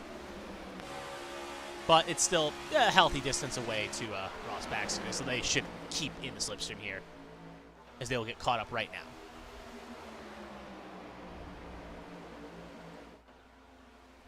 Oh, cars will pit now. Obviously, we don't have that information on the board, nor can we hear over the radios. Hands out the window, though. They will come on in. So our race leaders, presumably making the final pit stop of the race. If my math is correct. So as they come on in, they don't want to speed, don't want to make a mistake. They'll all successfully get in. Oh, Hackney and Adams. We'll have to keep an eye on if they don't. They're okay. Along with that car behind as well. I think that was... yeah, Josh Gaiman, he also came in a bit hot as well, so have to make sure they do not get busted for speeding here. So second group comes in, Feather Place, Baxter, Dixon. So 3 Bowie Esports cars, they're in. Marshall, Withers, no one else electing to stay out here, so just making sure at the moment. I think Josh Battles, he's coming in. Dila, he's in. Cheeseburger Lawrence. So all the lead cars in this lap and next lap, so no one electing to go a third lap here. Oh, looks like, yep, there's a race off pit lane. Feemster & Co. will win as he will elect to roll the dice and take a fuel-only run. Hagen, Oberstadt, rest will take 2 tires. Jonathan Adams' first car on 4. Hackney and Gaiman went a little bit wide. They will not get a penalty. They will continue on. So right now at the moment, Kevin Feemster will lead this train. We've seen the last time a car led a train, they got quickly disposed of. Hagen will give a quick shunt here. So now the question of the day is, as you ride on board here with Kevin Feemster, can they choo-choo around Brandon Featherplace and Ross Baxter? Keep an eye on left your screen. Millett, Markowski, Dixon. There's Ross Baxter. Featherplace got way ahead of Ross Baxter by well over 3 seconds as he took a fuel-only run. Baxter took 2. Maybe a bit of miscommunication between teammates again here. And similar to what we saw in the second stage, we'll see it here again. 3 cars just going to train by Brandon Featherplace. Before, it was Hagen, Oberstadt, and Matt Vordon. Now it looks like it's going to be Feemster, Hagen, and Oberstadt. Going to try to quickly zoom around the 34 of Brandon Featherplace. So actually looking at that, Feemster going to latch on the back of Featherplace here. Not basically going to kind of stop Hagen and Oberstadt and Co.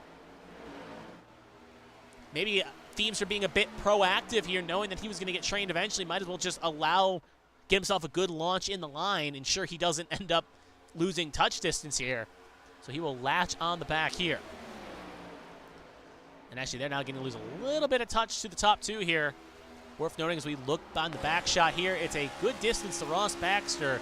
However, they do not have enough cars at the moment really to break away. They could try to link together here if they 4 get unified.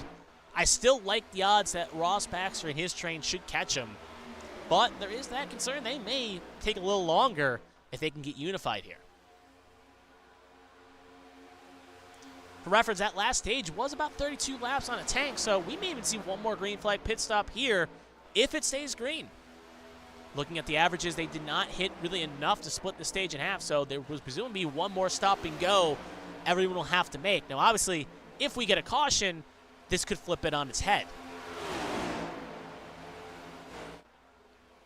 Obviously, this track not being big enough, no cars will come in early, so a lot of these drivers will elect just to run it dry pretty much. Don't think anyone can save that number, so everyone will have to come in one more time if my numbers are correct. And pit, so it's about getting the healthiest distance you can to try to make your life the easiest you also can. So if this top four right now, holding distance to Baxter and co. Got Baxter, LaJoy, Withers, Marshall, Dixon, Mongold here, along with Matt Vordon and Keith Hackney. They're in this pack here, and that time by, they are not really making inroads to our top four. And this is something I was kind of hinting about earlier, but you're seeing this effect again. All it takes is two cars, like a four-car breakaway, being able to kind of work together, and you can kind of pull away and make this a race between yourselves. However, as Hagen and Oberstadt begin to pull away from Featherplace and Feemster, does make you wonder if maybe if they get too far out ahead, this could hurt their cause. But right now, Baxter 2 seconds adrift, and it is beginning to grow. And actually, we'll pull up the data for this if we can find the right distance here. I think it's this one. Yep, there it is. 2.68 seconds away from the race leader in John Hagen. About 2.25 seconds away from fourth place Kevin Feemster.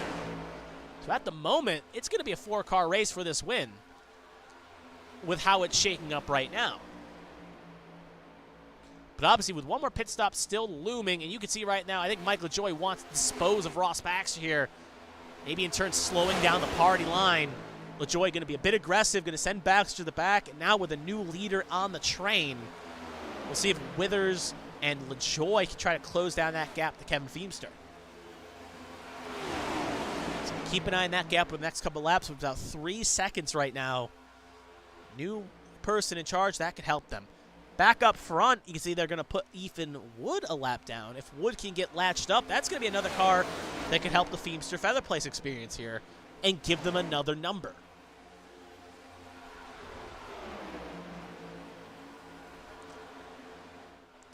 Yeah, it looks like Wood won't be able to fully get latched on here, so he will fall back to the second pack here.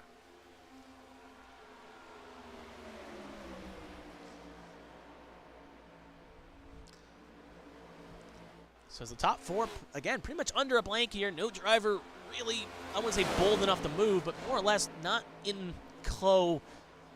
the ride. This is where it gets kind of interesting because looking at allegiances, Hagen and Oberstadt, obviously not teammates. None of these four cars are teammates with anyone. Two of these four are team owners. Patrick Oberstadt, obviously, I believe, yeah, was not a team owner either. He drives for B-Tron. So, yeah, SRD's driver in John Hagen. 60 of Patrick Oberstadt drives for B-Tron. Then you got the 34 Featherplace who owns Bowie. And then you got the 17 of Kevin Feemster, who is the owner and driver for Dirty Air Motorsports.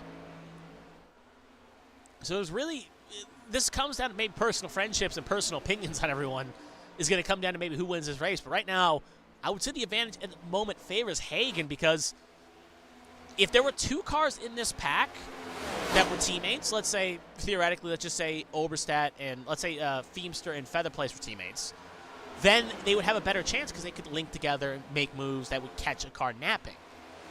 Similar to what we saw a couple years ago at the A² 500, where we saw B-Tron and Tommy Reynolds fighting for the win. And Reynolds, obviously, was 4 B-Tron cars and one Tommy Reynolds driving for another team at the time. I think it was Bandit. So in that regard, just took one car pulling out of line, yeah, and just disposing, all 4 B-Tron cars pulling out of line, disposing of them, and making it a race between themselves. And looking at the gaps right now, it is not closed in the slightest. New car leads the train to Tommy Withers, and they are actually getting a bit racy between themselves. Looking at the up the speed, you can see 4 seconds and growing. So it, at the moment with how it's running, if we stay green, your race winner is going to come from that pack of 4 right now. But you can see, though, as desperation starts to set in and cars begin to fight, you can see right now the 74 Ross Baxter, Matt Vordon, Keith Hackney. They're trying maybe to race here for spots, right, for positions, because you can't get to the front and win the race to get the lock in. At the very least, you can put yourself in a spot and get some extra points. So harder cars fight, more likely a side draft can go wrong or a bump can go bad, and in turn end up in a fence.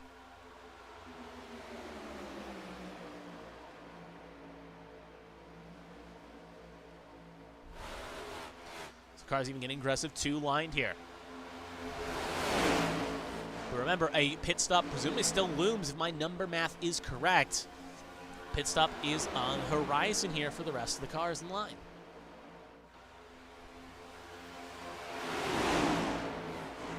So we're going to cut back up to our race leaders. Still top 4, no real breaks here.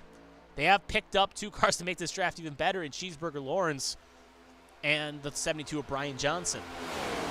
Obviously, both Brian Johnson is multiple laps down. Michael Cheeseburger Lawrence is also a handful of laps down, so they are not going to contend for this race. However, it is noteworthy to note, obviously, Brian Johnson independent, and Michael Lawrence drives for Carolina Beagle, so I was going to say maybe there was a point, maybe some slight allegiance with Oberstadt and Michael Cheeseburger Lawrence. At the same point, Cheeseburger Lawrence and Feather Place were teammates last season in Line Power, but that is pretty much the only true allegiance here in this top pack. Other than that, though, it's pretty much Ford Central with Brandon Feather Place being the only Toyota in this pack. A bunch of blue ovals and 1 Toyota. So, again, that's not helping Brandon Feather Place's cases here to try to get forward here. So 29 laps to go, now 28 laps to go. We'll do one more quick head count because obviously I don't want to hype this up too much, but it is worth noting as well with the playoffs being on the horizon, being the second of 3 plate races left in the year. Looking at forward here, obviously Hagan has 2 wins of the year. A 3rd win will not really make or break him. Patrick Oberstadt at the moment, 12th in the standings, 32 above the cut line. A win would pretty much lock him in. He is trending rightward towards making the playoffs, but you never know. Bad luck late on. You don't want to be knocking on the door and missing the playoffs. Brandon Feather Place, obviously, he's already won this year. He has won the bag after winning Martinsville. And then Kevin Feemster, the big shock at the moment, coming in tonight, is below the cut line, 37 to be exact, to the line. He is kind of one of those drivers that's he would really need this win to shake this up. So out of the 4, Feemster, if you had to rank the power ranking of these 4 drivers, who needs to win the most, I would say it would be Feemster, Oberstadt, Feather Place, Hagan in that order. But obviously, needing a win and being able to get the win are 2 separate things. Speaking of Michael Joy, obviously he was in that second pack, must have got de-shuffled or something, and he's going to get caught by the leaders here and put a lap down. Meanwhile, it is still getting very racy here, and this is what you don't want to see if you're the front 4. If you're listening in, they are getting 2 to 3 wide at the moment, making 2 to 3 wide lanes. This could easily be the caution that brings the field back together with how hard they're pushing.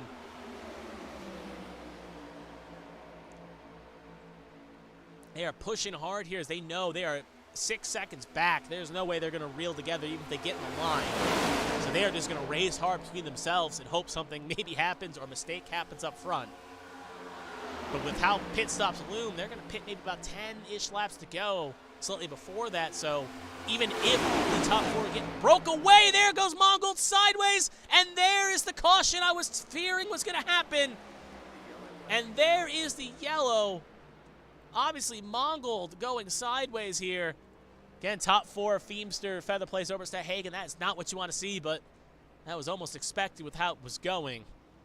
You pretty much expected a caution to happen there. Dixon, Markowski also involved in this incident.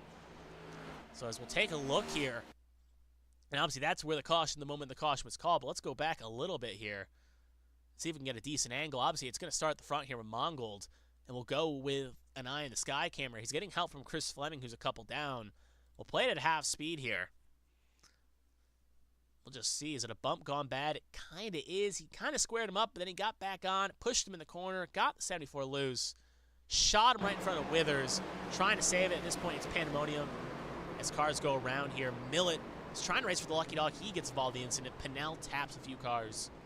And you can see the effects that has had on the situation. We'll take a second look here as well. Obviously, we're going to have to rewind each time because, sadly, how it plays out. We'll take another look. This time, we'll focus on Zach Millett. Obviously, he was trying to run for the lucky dog here. And he will now lose that because of the contact. But there's the push up the front. Cars begin to fan out.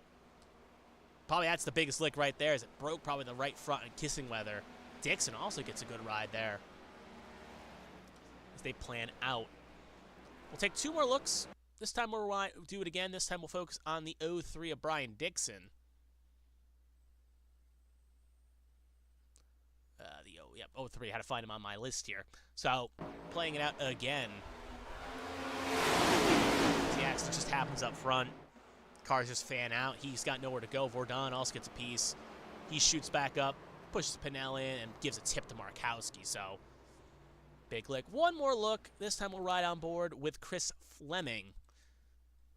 His bump started it all, so we'll ride on board with him and play it out from his perspective in the 38 machine. So obviously he has come and take it. Well, he took the Dr. Pepper here and then some. Yep, there's the contact, probably inverted. And, yep, as you see as we go through the gearbox here, you can see just the chaos it had behind. So back to live action. Obviously there you can see Mongold on pit lane. A lot of the cars electing to pit here as well. This has pretty much shaken up the field here. Again, if you were a fan of Hagen, Oberstadt, Featherplace, and Feimster, this is not what you wanted to see. This basically shook it and put it on its head. Handful car is going to take the wave around here. Cheeseburger Lawrence, Brian Johnson, Dale Markowski, and Josh Gaiman. Only Gaiman will get back on the lead lap here, and when they do cycle through, we'll have 17 cars on the lead lap here. Now we're going back to double file restart. So again, probably because of the delayed caution, we got a single file restart because of a glitch. We're now officially packing double file restarts.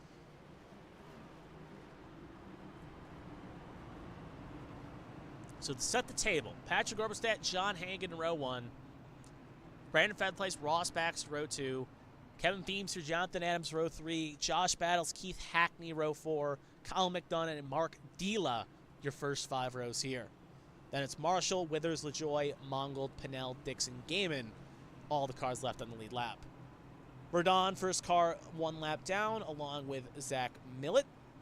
If we get another caution and they're not involved, they would be the first 2 cars fighting for the lucky dog, along with Daniel Michelle. Only 1 car out of this race, that is Robert Keach Jr., who retired on lap 67. On that, though, everyone is still running for the most part, even though Ethan Wood has a long damage clock. We'll see if he comes back out, but it may not be likely he makes it back out. So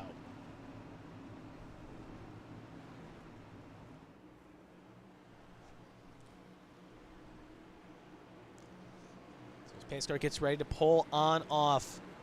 We are going to get ready for the show here.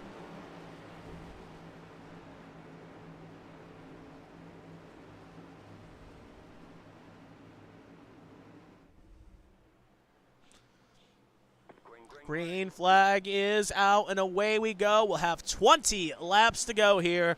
Can go by in a flash if the drivers want to, and a bunch of drivers will pull in and abandon at a high line.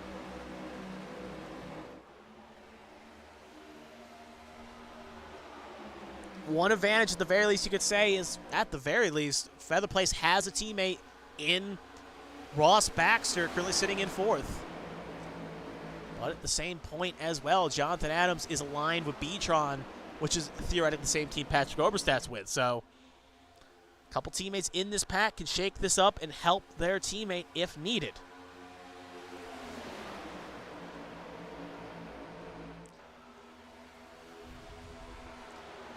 But it has been an unseparable duo between John Hagen and Patrick Oberstadt. Cars wrecking in the back. That will be a caution.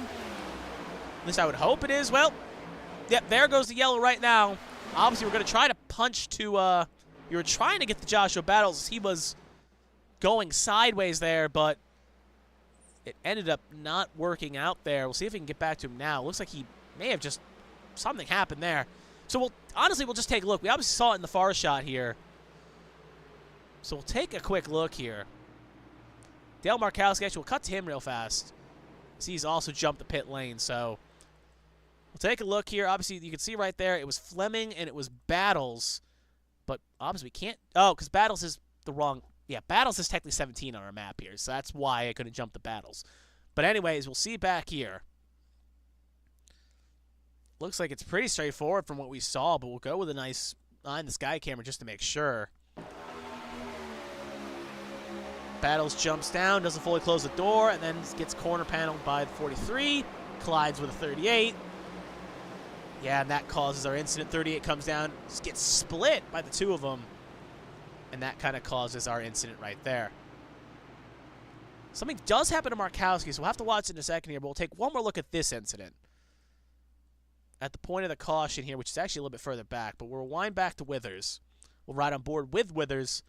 And it looks like a situation of, well, I don't know. Battles looks like he's trying to come down here. Doesn't fully commit. Withers has the run.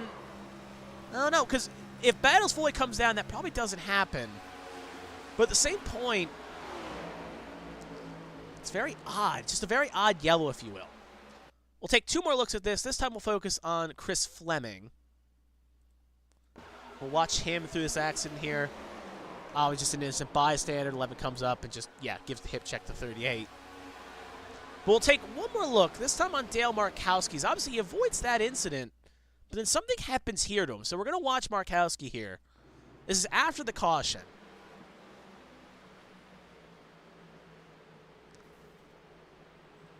Did he blow his engine? Like, I hear something let go. We're going to wind again here. He has no damage of note. Let's just watch in the cockpit real fast, just because we want to see what happens here. Let's listen in.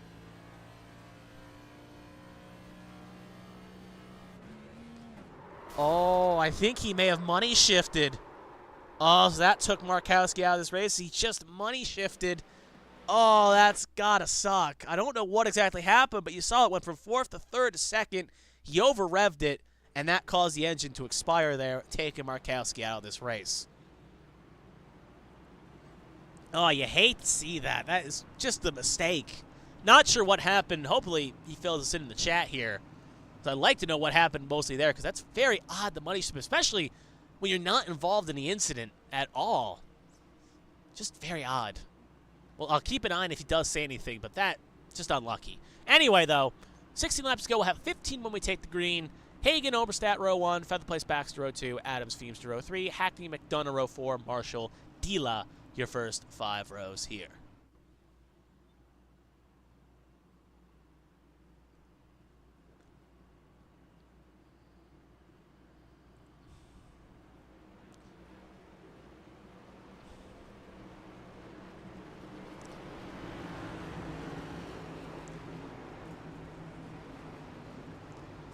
So let's get ready here again. If it stays green, this will be a dogfight, if you will. Is the simplest way to put it. Some drivers being desperate to get the win. Other drivers looking to get a second win. This is going to be all chips on the table here.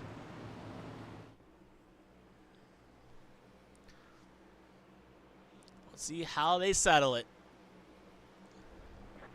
Green flag is out, and away we go. 15 laps to go. John Hagen, Patrick Oberstadt, row 1. Featherplace, Ross Baxter, row 2. Oberstadt will slot back in line. I'd assume his game plan is similar to what we saw at coming to the end of stage 2, in the sense that he's just going to wait behind the 33, the one of John Hagen, and make a move with coming to the white.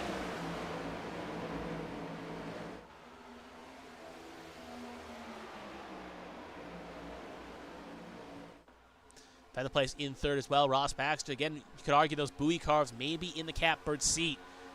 If Baxter can get back to Featherplace, he could get the lunch to try to maybe break up this top 2 monopoly. But the problem is, Baxter's really struggling to stay close here. Don't know if he may have involved in some sort of incident. The car looks pretty pristine, but he seems to be struggling to keep pace as a lead car. He's got Adams, Hackney, and Marshall behind him. So after that, though, it is beginning to break away. McDonough and Feemster in this second pack here, along with Dila. They're going to have to get caught up quick if they want to put a contention for those top spots.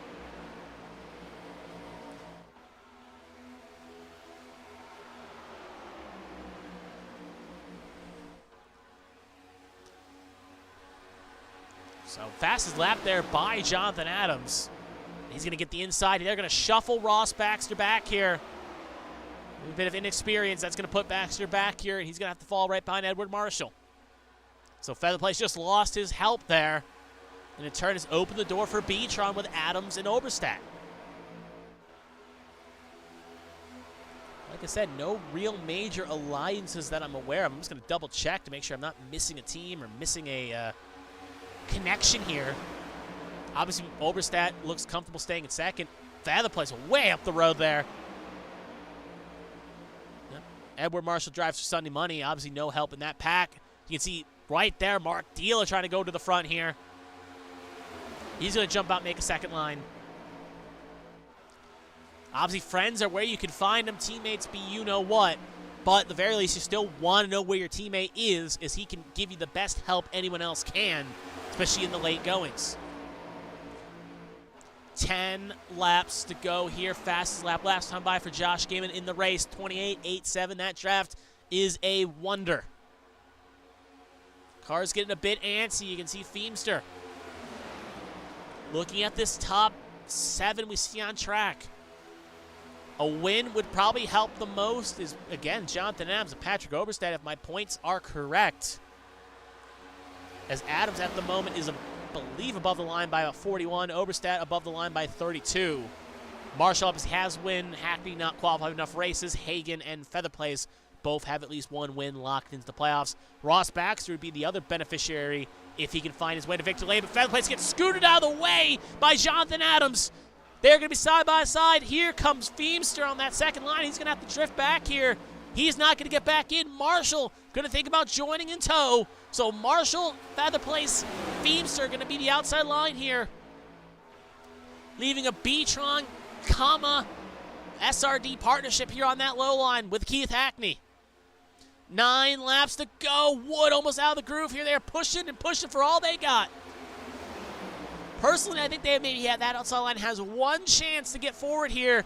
If they fight too much or squabble, it could be curtains, and that winner's going to come from those first 4 spots. Yeah, they're going to lose even more touch right now. We'll see what Featherplace can do. Luckily, though, that also kind of helps the turn. The cavalry isn't there at the moment, as Ross Baxter is that inside line along with Mike LaJoy. Featherplace will now jump low. We'll ditch Featherplace. Feemster, I should say. Featherplace now staying low, along with the 16 of Edward Marshall. 7 laps to go here. They're going to try to get reeled back up one more time, try to find the back of Hackney here. As you can see, riding on board with Featherplace, that is a big gap to make up at the moment. 8 tenths, not impossible, 9 tenths, but he's going to have to be pitcher perfect to stay in the draft. 6 laps to go here. Back up to our race leader. We will go. 4-car breakaway, 2 Beatron cars, an independent in Hackney, and an SRD leading this race for SRD Motorsports and John Hagen. I'd assume the advantage is with Beatron.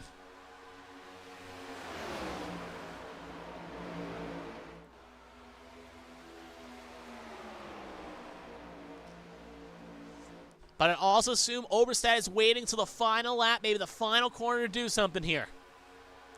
He has found a late season resurgence here. Got a second at Kansas. Finished top 3, I believe, at Chicagoland. He has been very strong these last couple weeks. And he's showing it and flexing his muscles. Second pack is beginning to fall back. If it stays green, your winner's going to come from these top 4 spots. Featherplace now leading the second pack, 1.36 back. We're going to cut just for a second to show you, but now we're going to cut back up to our race leaders. We do not want to miss anything from this top 4.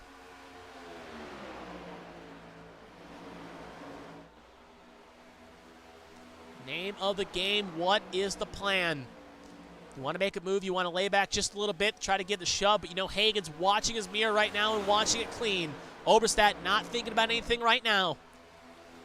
Obviously, no benefits of staying loyal here. You want to make sure you get that checker flag and lock your way into the playoffs. Same thing with Oberstadt, same thing with Adams. Don't think Hackney will qualify just because will not make enough races to make the 80%. Who knows, maybe a Wather would make it if he decides to run full time. 3 laps to go, coming to 2. If you're a fan of one of these top 4, you want to see this stay green, but you know they're going to get antsy further back.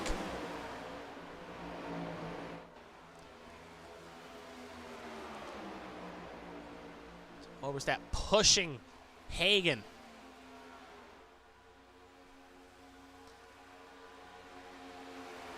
Still pushing him. 2 laps to go. Next time by, we will see the white. And we will have a caution. We will have to hold everything. That will neutralize it. And we'll see who it was. Obviously, it's not Cheeseburger Lawrence. Looks like I believe it's Tommy Withers. It is Tommy Withers. He was around Zach Millett and Brian Dixon at the point of the incident.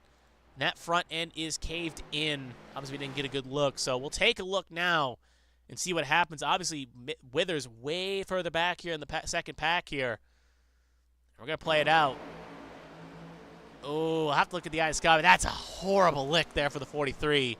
Just got shot out of a cannon on that wall. I'm shocked that thing is even still running after how it bounced off that wall. But you can see the effect that had. So we'll take a second look. This time we'll go with the eye in the sky camera here. We'll play it at a half a speed. Withers goes high with Pinnell. Tries to go back low. Gaiman's kind of there. Obviously 2 laps to go. They touch corner panels. And that shoots the 43 way up the right. Just, he aired over the 74, just for retrospect. He got enough air. His rear fender went over the 74's rear take, and that is just a horrible lick. We'll take 2 more looks here. This time we'll focus on another angle of the incident in question. And we'll play it out, and then we'll take 1 more look. Yeah, there's the contact. Again, just flies over the 74. That's the only reason the 74 was not involved in it, because of how violent that 43's air was. And then 1 last look. This time we'll ride on board with the 61 at Gaiman. Obviously, kind of a late race incident, so you never, just drivers fighting hard for every tooth and nail they can get.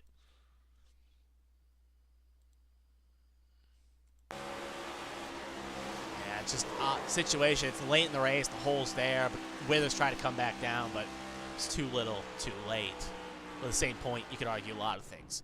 So as Withers sits on pit lane, pretty much his day of winning and his day is done. However, he does have that win from Auto Club he can fall back on. So he will still be in playoff hunts. This was not a make-or-break win for him.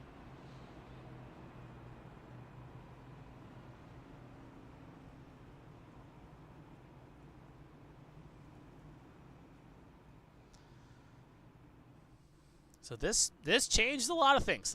We'll put it directly.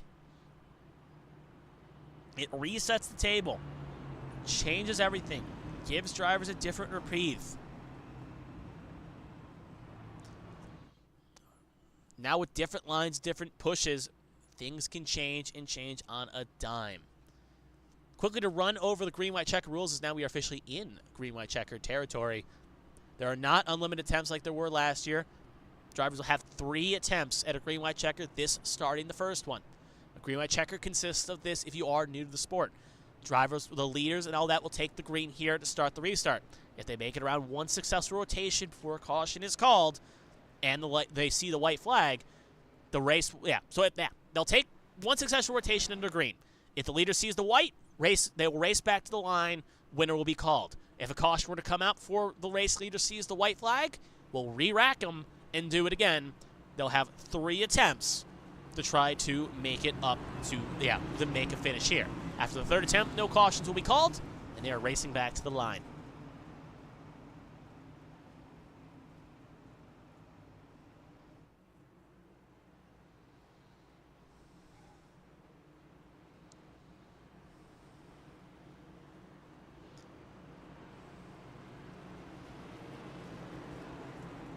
So let us get this show on the road here. Hagen, Oberstadt, Adams, Hackney, your first 4. Feather Place, Marshall, Baxter, LaJoy, Feemster, Dila, your first 10 cars in your first 5 rows.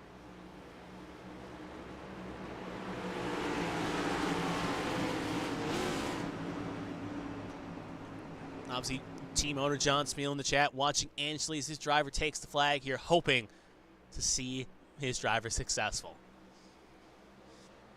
Green flag is out, and away we go. Good launch there by Hagen. Adams also gets a decent launch. Oberstadt caught a little bit napping. Will have to slide in for 3rd. First time that 60 car's not been in the top 2 spots for a lot of laps. We'll see what he can do here. Hackney in 4th, Feather Place in 5th. This is where you're going to have to make moves and make them quick if you want to do something. Feather Place trying to maybe chase off the lines here. Adams maybe in the catbird seat at the moment as they come off of 4. No wreck in sight. They will see the white. 1 lap to go here in Atlanta. Who will bring back the checkered flag? Looks at the moment. It's going to be Hagan and Adams as they head off into 1. What will Adams do and when will Adams move? I'd assume it's going to be on the backstretch here. But will he get help from the 60 car? You can see right there, Oberstadt going wide. Adams not going to move. Oberstadt going to go, still side by side at the moment. You can see Feather Place and Baxter going to push. They're going to get blocked up by Oberstadt. And as they come off of 4, no challenge arising. Going to be close, no photo finish across the line. John Hagan will take the flag. Almost thought like it was a foregone conclusion, but it is not going to be. John Hagan will hold on to his derriere and will take the checkered flag there. Patrick Oberstadt, a valiant challenge, but just a little bit too late there. You can see a good old love tap between the two of them. Respect for each other's game there. Adams as well going to come in and give a little tap of support as well as they will bring home a 1-2. Adams will fall down to 4th. God, that finish almost took my voice out for him. Obviously, see also Adams doing a little congratulatory rub there to the 1 as he will shoot it down pit lane. A few cars getting a little bit spicy in the back there. But we'll take a look at that finish in a second. Obviously, Danny Michel spun around there. Looks like he may have got involved in a late wreck. But your race winner, John Hagan, as he will take the checkered flag. So obviously, Smeal obviously very happy to see his driver for SRD taking home the flag. And that will give him his 3rd victory of the year. And that will put him back in the alone category for most wins this season. Again, only 2 drivers with multiple victories, I should say, this year. So we're going to let Hagan burn it down. We're going to take one more quick look at that finale there. As obviously, you want to watch it real fast from another angle, just to show you how close it was. Obviously, from that angle, you can see Oberstadt coming, but Hagan still took it. And then we'll go to top 3 interviews. So do not go anywhere. We still got a lot left to cover here as Hagan burns it down.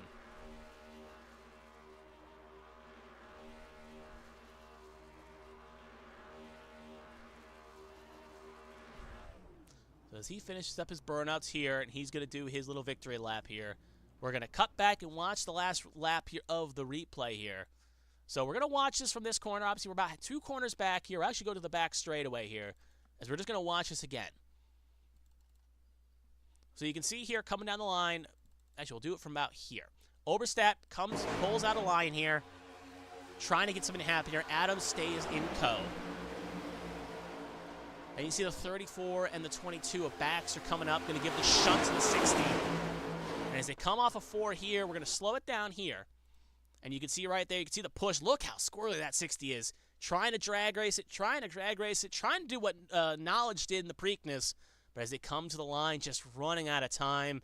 And the line comes close. But as you see right there, we'll see if we can get that positioned right. Right there. One more time. We'll see if we get a good view of this photo finish. And as they come to the line, that is roughly about the distance, give or take. Obviously just a couple steps back. But, yeah, John Hagan takes your victory here.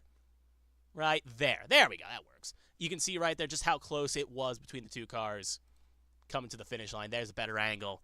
Again, if that line was just maybe a couple more feet down the tri-oval, Oberstadt takes his flag instead of Hagan. But that's all it wrote. That's all it can be sometimes between the game of inches and the game of victory lane. So obviously you see Hagan stationary on the line, and we will now get ready to get some interviews going on through the pipeline here.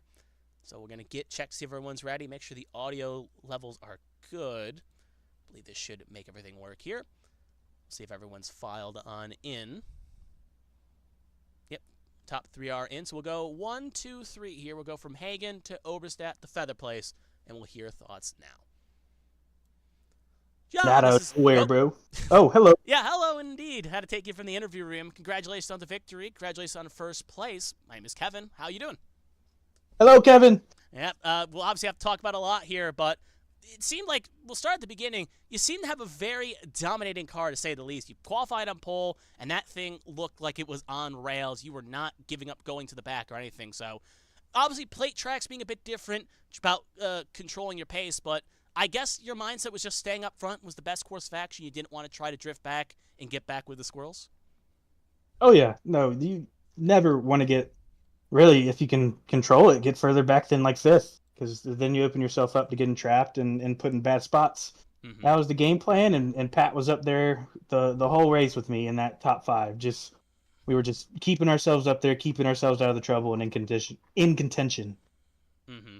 Looking further on, obviously we talked about, obviously we kind of caught on early that Oberstadt, you were working together, and Adams later joined the party too. So was that a partnership forged by the race today, or was that something maybe worked together in practice, mindset between that? Because I know you two are on separate teams, but we know SRD and B-Tron and all that have a bit of a tight-knit relationship to some degree. So was that something forged by the race or something worked out beforehand?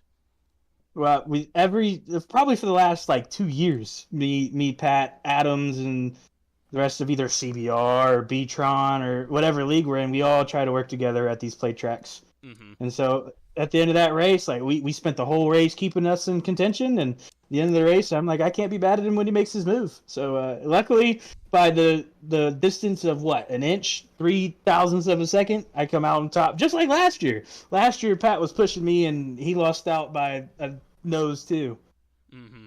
Yeah, sometimes that's all it can make is about the nose there, but you get the lady luck to line on your side at least back-to-back years. Looking further on, obviously we saw with the second before we got the last green flag pit stop run, you had a 4-car breakaway and you were pulling away from the pack, and obviously I'm assuming, at least looking at that point, because obviously with 4 cars in pack, I do want to know, did you think your odds of winning were greatly greatened by being in a 4-car pack, or do you think you were in the same kind of vulnerable spot if it was like a 20-car pack?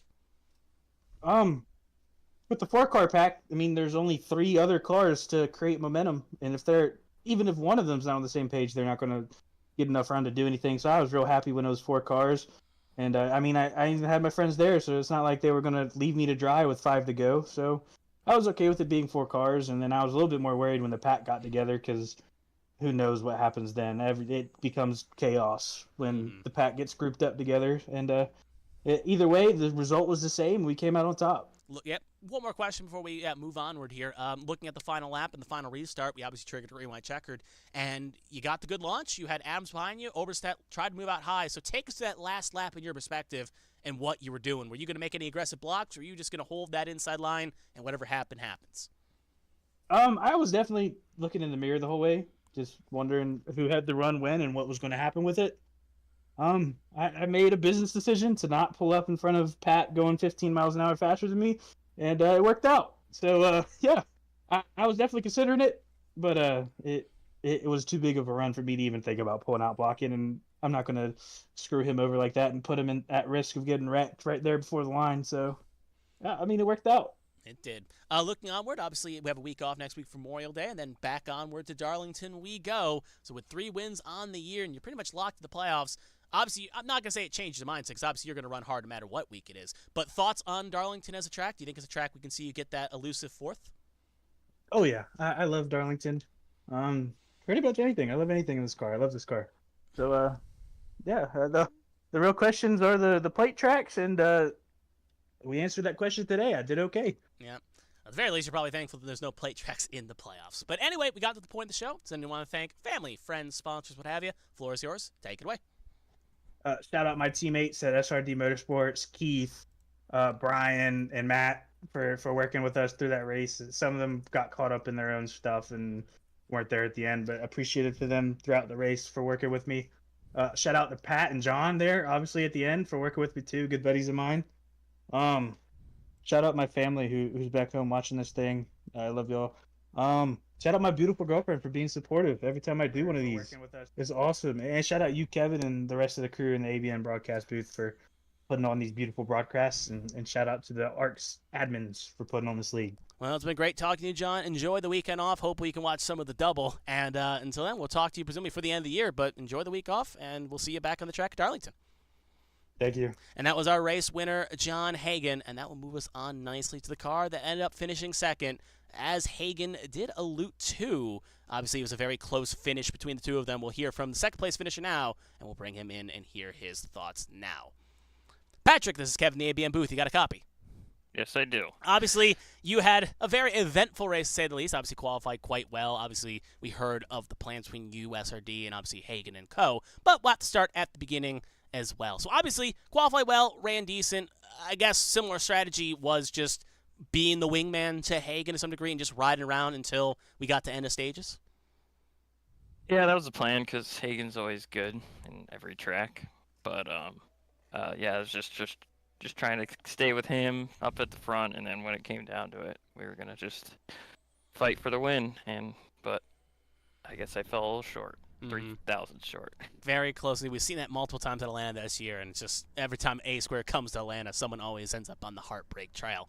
Looking further on, obviously, after the first stage, it obviously went – I don't remember who. I think it was because the caution came out late. Second stage, though, you did take it from Hagen, which maybe was a bit of a foreshadowing what was going to happen for the final lap. But coming into the final stage, obviously you're running behind Hagen, keep your nose clean, and then pit stops occurred, and it was a 4-car breakaway. So I asked Hagen his opinion on this. I'm going to ask you the same, probably also ask Feather Place the same. If that stayed 4 cars, what was your game plan there? Because it was going to be hard to get momentum to make a move. Yeah, I was probably going to try the exact same strategy. I did end of stage 2, get a little room to Hagen, and then have a run, and then get on his outside and try to side draft him and just hold him there. But I think Better Place would have went with me. Don't ask me why. I guess he's a nice guy. Tired of seeing Hagen win, but yeah, that would have been the plan if we stayed green there, which I wish we did. Mm-hmm. Yeah, obviously it was going to be very interesting to see how it played out, especially with one pot. I assume just to make sure there was one more green flag pit stop on the horizon, if I was correct in my math, right? Or were you guys going green to the finish? We were good from there. You were good? Okay. Were good. I thought there was one more possibly because how you guys came in, but I guess that was the magical number. So looking further on, though, obviously it did not stay green. Caution came out, kind of recycled the field once or twice, but we got to look at that final couple laps there because you started on the outside line. We're starting third. And we saw you try to make a move. So take us through that last lap in the exchange because it looked like you were dead to rights, pulling out there, falling back, and then Feather Place gave you the shunt of a lifetime to give you one more chance to try to make a move. Yeah, I knew I wasn't going to win if I just stayed behind them. And I was like, you know what, I'm just going to try to win because I'd rather die trying and stay and not try at all. So, but yeah, I knew it'd be ride or die, and I was lucky that Fetter Place was there to push me. I'm very lucky about that. Mm-hmm. Well, looking further on here, obviously we get a week off and next on to Darlington, and you have really found a resurgence here these past couple weeks as you're really putting that car in gear and now firmly into the playoffs. So looking at Darlington, is it a track that falls into the wheelhouse of Patrick Oberstadt? We can finally see you scratch that elusive win this season? Yeah, I love Darlington. It's hard to compete with Hagen. I don't know what he has that I don't, but I guess maybe just practice time. Mm-hmm. But hopefully I'll be able to run again up there in the top 5 at least. Top 10 would be good with me too. Yeah, so we'll have to see. Find out. Mm-hmm. We'll have to see. Obviously, with your runs, I don't think we can count you out no matter who's out towards the front. But obviously, we've gotten to the point of the show. Does anyone want to thank family, friends, sponsors, what have you? Floor is yours. Take it away. Yeah, first off, I'd like to thank Jeremy for drafting me and being able to run this league. And I'd like to thank Kevin Feemster and John Smeal for the awesome paint jobs. And then I think my girlfriend's watching. I don't know. But other than that, that's about it. And then Steven also for getting me in this league. That helped a lot. So, but other than that, I think I'm all set. And you guys as well, broadcasting. Well, thank you. It's been great talking to you. Obviously, again, I feel we'll be talking to you before the end of the season. But regardless, enjoy the week off, and we'll hopefully see you fast-chassed and fast prepared for Darlington in about 2 weeks' time. All right. Thank you very much, Kevin. And that was our second-place finisher, Patrick Oberstadt. And I think for a second I was getting ready to line up to the third person. But as we move onward, we only got one more driver to hear from last, and it's going to be the car that finished third, Brandon Fairplace. We'll hear from him now. Brandon, this is Kevin, the ABN booth. You got a copy?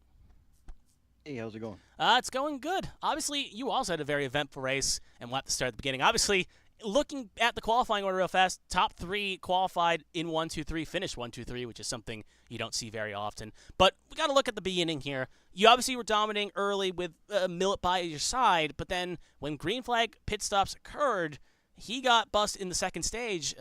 He got busted for speeding. So how did that change your strategies? You know, I assume he was kind of your ride or die throughout this race, but when he got busted for speeding and it took him out of contention, it presumably changed your game plan at least a little bit. Oh yeah, that was, you hate to see it. It was uh the pits here are pretty finicky, and he was, I guess, trying to get down in there and get as much time as he could, and just overstepped it. But mistakes happen. It's part of the game here. As I was saying in the waiting room, I couldn't understand how I was getting such good pit stops. I mean, I would come out away from everyone that I was pitting with. So, Mm-hmm. I was on the same pit, strategies. We were doing the same things, and somehow my pit stops were much faster than everyone else's. So Yeah, we did see that. that didn't help. Yeah, we did see that. I was on the caution ones where you came out, and I think at least in the one case with Baxter, we looked at the times. He had about a 2-second faster stops. I don't know if Baxter took. Obviously, he was a little bit further behind, but I don't know if he took maybe 2 tires. You took nothing. There could have been some slight differencing in strategy, but obviously same chest, so you never know. But regardless, though, your crew did a good job, maybe to your detriment, because we saw the same picture happen at least twice. Speaking of, though, Yeah. obviously with that last green flag pit stop, we saw obviously a 4-car breakaway, and I asked the top 2, Hagen and Oberstedt, I'm going to ask you the same thing too. If that stayed out green, what was the strategy? As you were the only Toyota in a sea of Ford, so what was the game plan there? Because it was going to be very hard to try to separate Oberstedt and Hagen. Just to disrupt. I mean, honestly, it just felt like B-Tron and Hagen's team were just working together all race, and I'm the only Toyota. I didn't have really any sort of help. It's appeared anyway near the end there, so it was just to get up there and disrupt them. I wasn't sure if the 60 was going to try and pass Hagen or not, but I was going to try to do what I could to make that happen. We were just, there just didn't seem to be enough of a run. There wasn't enough help, and Mm-hmm. and I made the best out of the situation, it seems. Yeah. By the way, it does confirm, because I think Oberstedt said in his interview if he moved, you think Feather Place was going to work with him. So I assume at least confirms that you were going to go with Oberstedt if he made the move, because obviously you weren't just going to stick behind. You were obviously going to try to make something happen. But moving further Right. on, we get a late caution. We get another caution with 2 to go. It rebunches the field, because before that you were obviously in that second pack just hoping one more land, and you get one more chance to re-rack them. And you go forward, and we see you get a run, and then you push Oberstedt. So I guess looking at that last green-white checkered, obviously the chances of winning didn't seem high just because of where you were. But obviously I'm assuming the game plan was similar to with 25 to go, just to be a disruptor and hope, if things break, something may fall your way. Yeah, I mean, like on that last restart, I mean, it just seemed like those guys were just falling right in line and helping Hagen. So, I mean, without much, with 2 teams basically helping each other, there isn't much anyone else can do unless you've got your team up there with you. Mm-hmm. I had Baxter and Millet there for a little bit, but we were we were still outnumbered with this package here at Atlanta. There just isn't much for us to do unless there is some sort of mistake by them, or they decide to start fighting one another like they did right there out of 4. So Mm-hmm. Yeah, it is what it is, I guess. Unique could be a play, but at least in the bright side, you do have at least a win. So there is at least that you can fall back on, but obviously you still want to find a second win when you can. Looking further on, though, obviously we get the week off, and then Darlington next week. Obviously, again, you want to find that second win. So how is Darlington as a track for you? Do you think it's a track we can see you contest to get win number 2 in this season? Yeah, I am. I like Darlington. Darlington is actually a really fun track. It's very technical. It's gonna, hurt people's tires, so there will be fall off. So it's definitely going to be something that I'm going to enjoy. As long as everybody else can kind of keep it together and we don't have 35 cautions, well, it'll shape up to be a pretty nice race, I think. Mm-hmm. Well, obviously, we gotten to the point of the show. If there's anyone you want to thank, family, friends, sponsors, what have you, floor is yours. Take it away.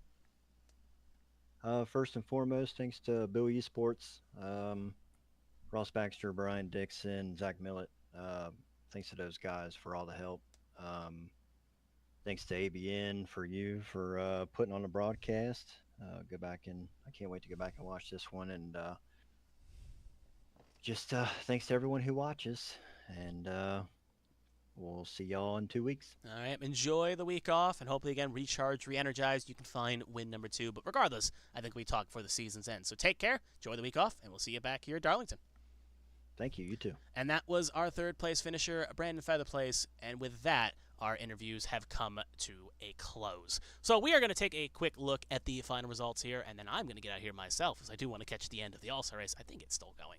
But regardless, looking at the final results, Hagen, Patrick Oberstadt, they'll be 1-2 there, and you can just see by the intervals there. It was a photo finish of photo finishes, and Hagen ends out on top to get his 3rd win of the year. Brandon Febb placed 3rd, Jonathan Adams 4th, Ross Baxter with a good run will be 5th, just what the doctor ordered to try to get himself back in the playoff hunt. Keith Hackney 6th, who does drive for SRD, it seems like, or at least in some capacity. We'll get an update on that, obviously, after going to Darlington next week, if he does end up running Darlington, because I am curious to see where he runs, as my team information isn't fully up to date. Kevin Feemster in 7th, Michael Joy 8th, Mark Dela 9th, Josh Gamer with a good recovery drive gets it into 10th. Zach Millett again finally got himself back on laid lap, and he'll rebound to 11th. Colin McDonough 12th, Edward Marshall 13th, Ryan Pinnell, home track for him, he'll finish 14th.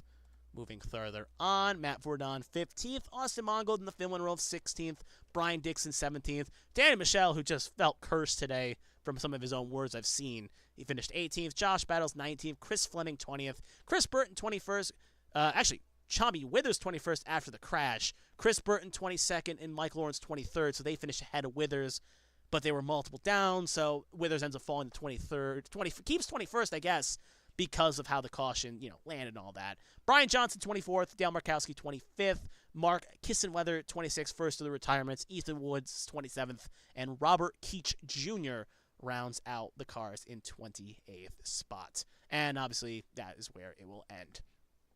So again, thank you for joining us here tonight. Obviously, we get the week off next week for Memorial Day weekend, so have some fun. Enjoy the weekend, and try to watch the Indy 500. Try to watch the Coke 600. Try to watch Monaco. Just enjoy the week. Enjoy the weekend, and we'll see you back here on ABN Studios YouTube page at 7 Eastern for Darlington, where we're fast tracking to the playoffs.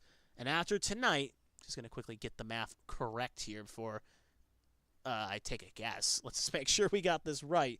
Looking at the future here after tonight, 2, 3, 4, 5, 6, 6 races to go for the playoffs start at the playoffs end at Talladega, and then we start the playoffs. So it is the mad dash to the playoffs. 6 rounds left. Some drivers already punched in. Others looking to get their final ticket punched. We'll see how it all goes. But thank you for joining us. My name is Kevin Young. Enjoy the weekend off, and we'll see you all back here at Darlington.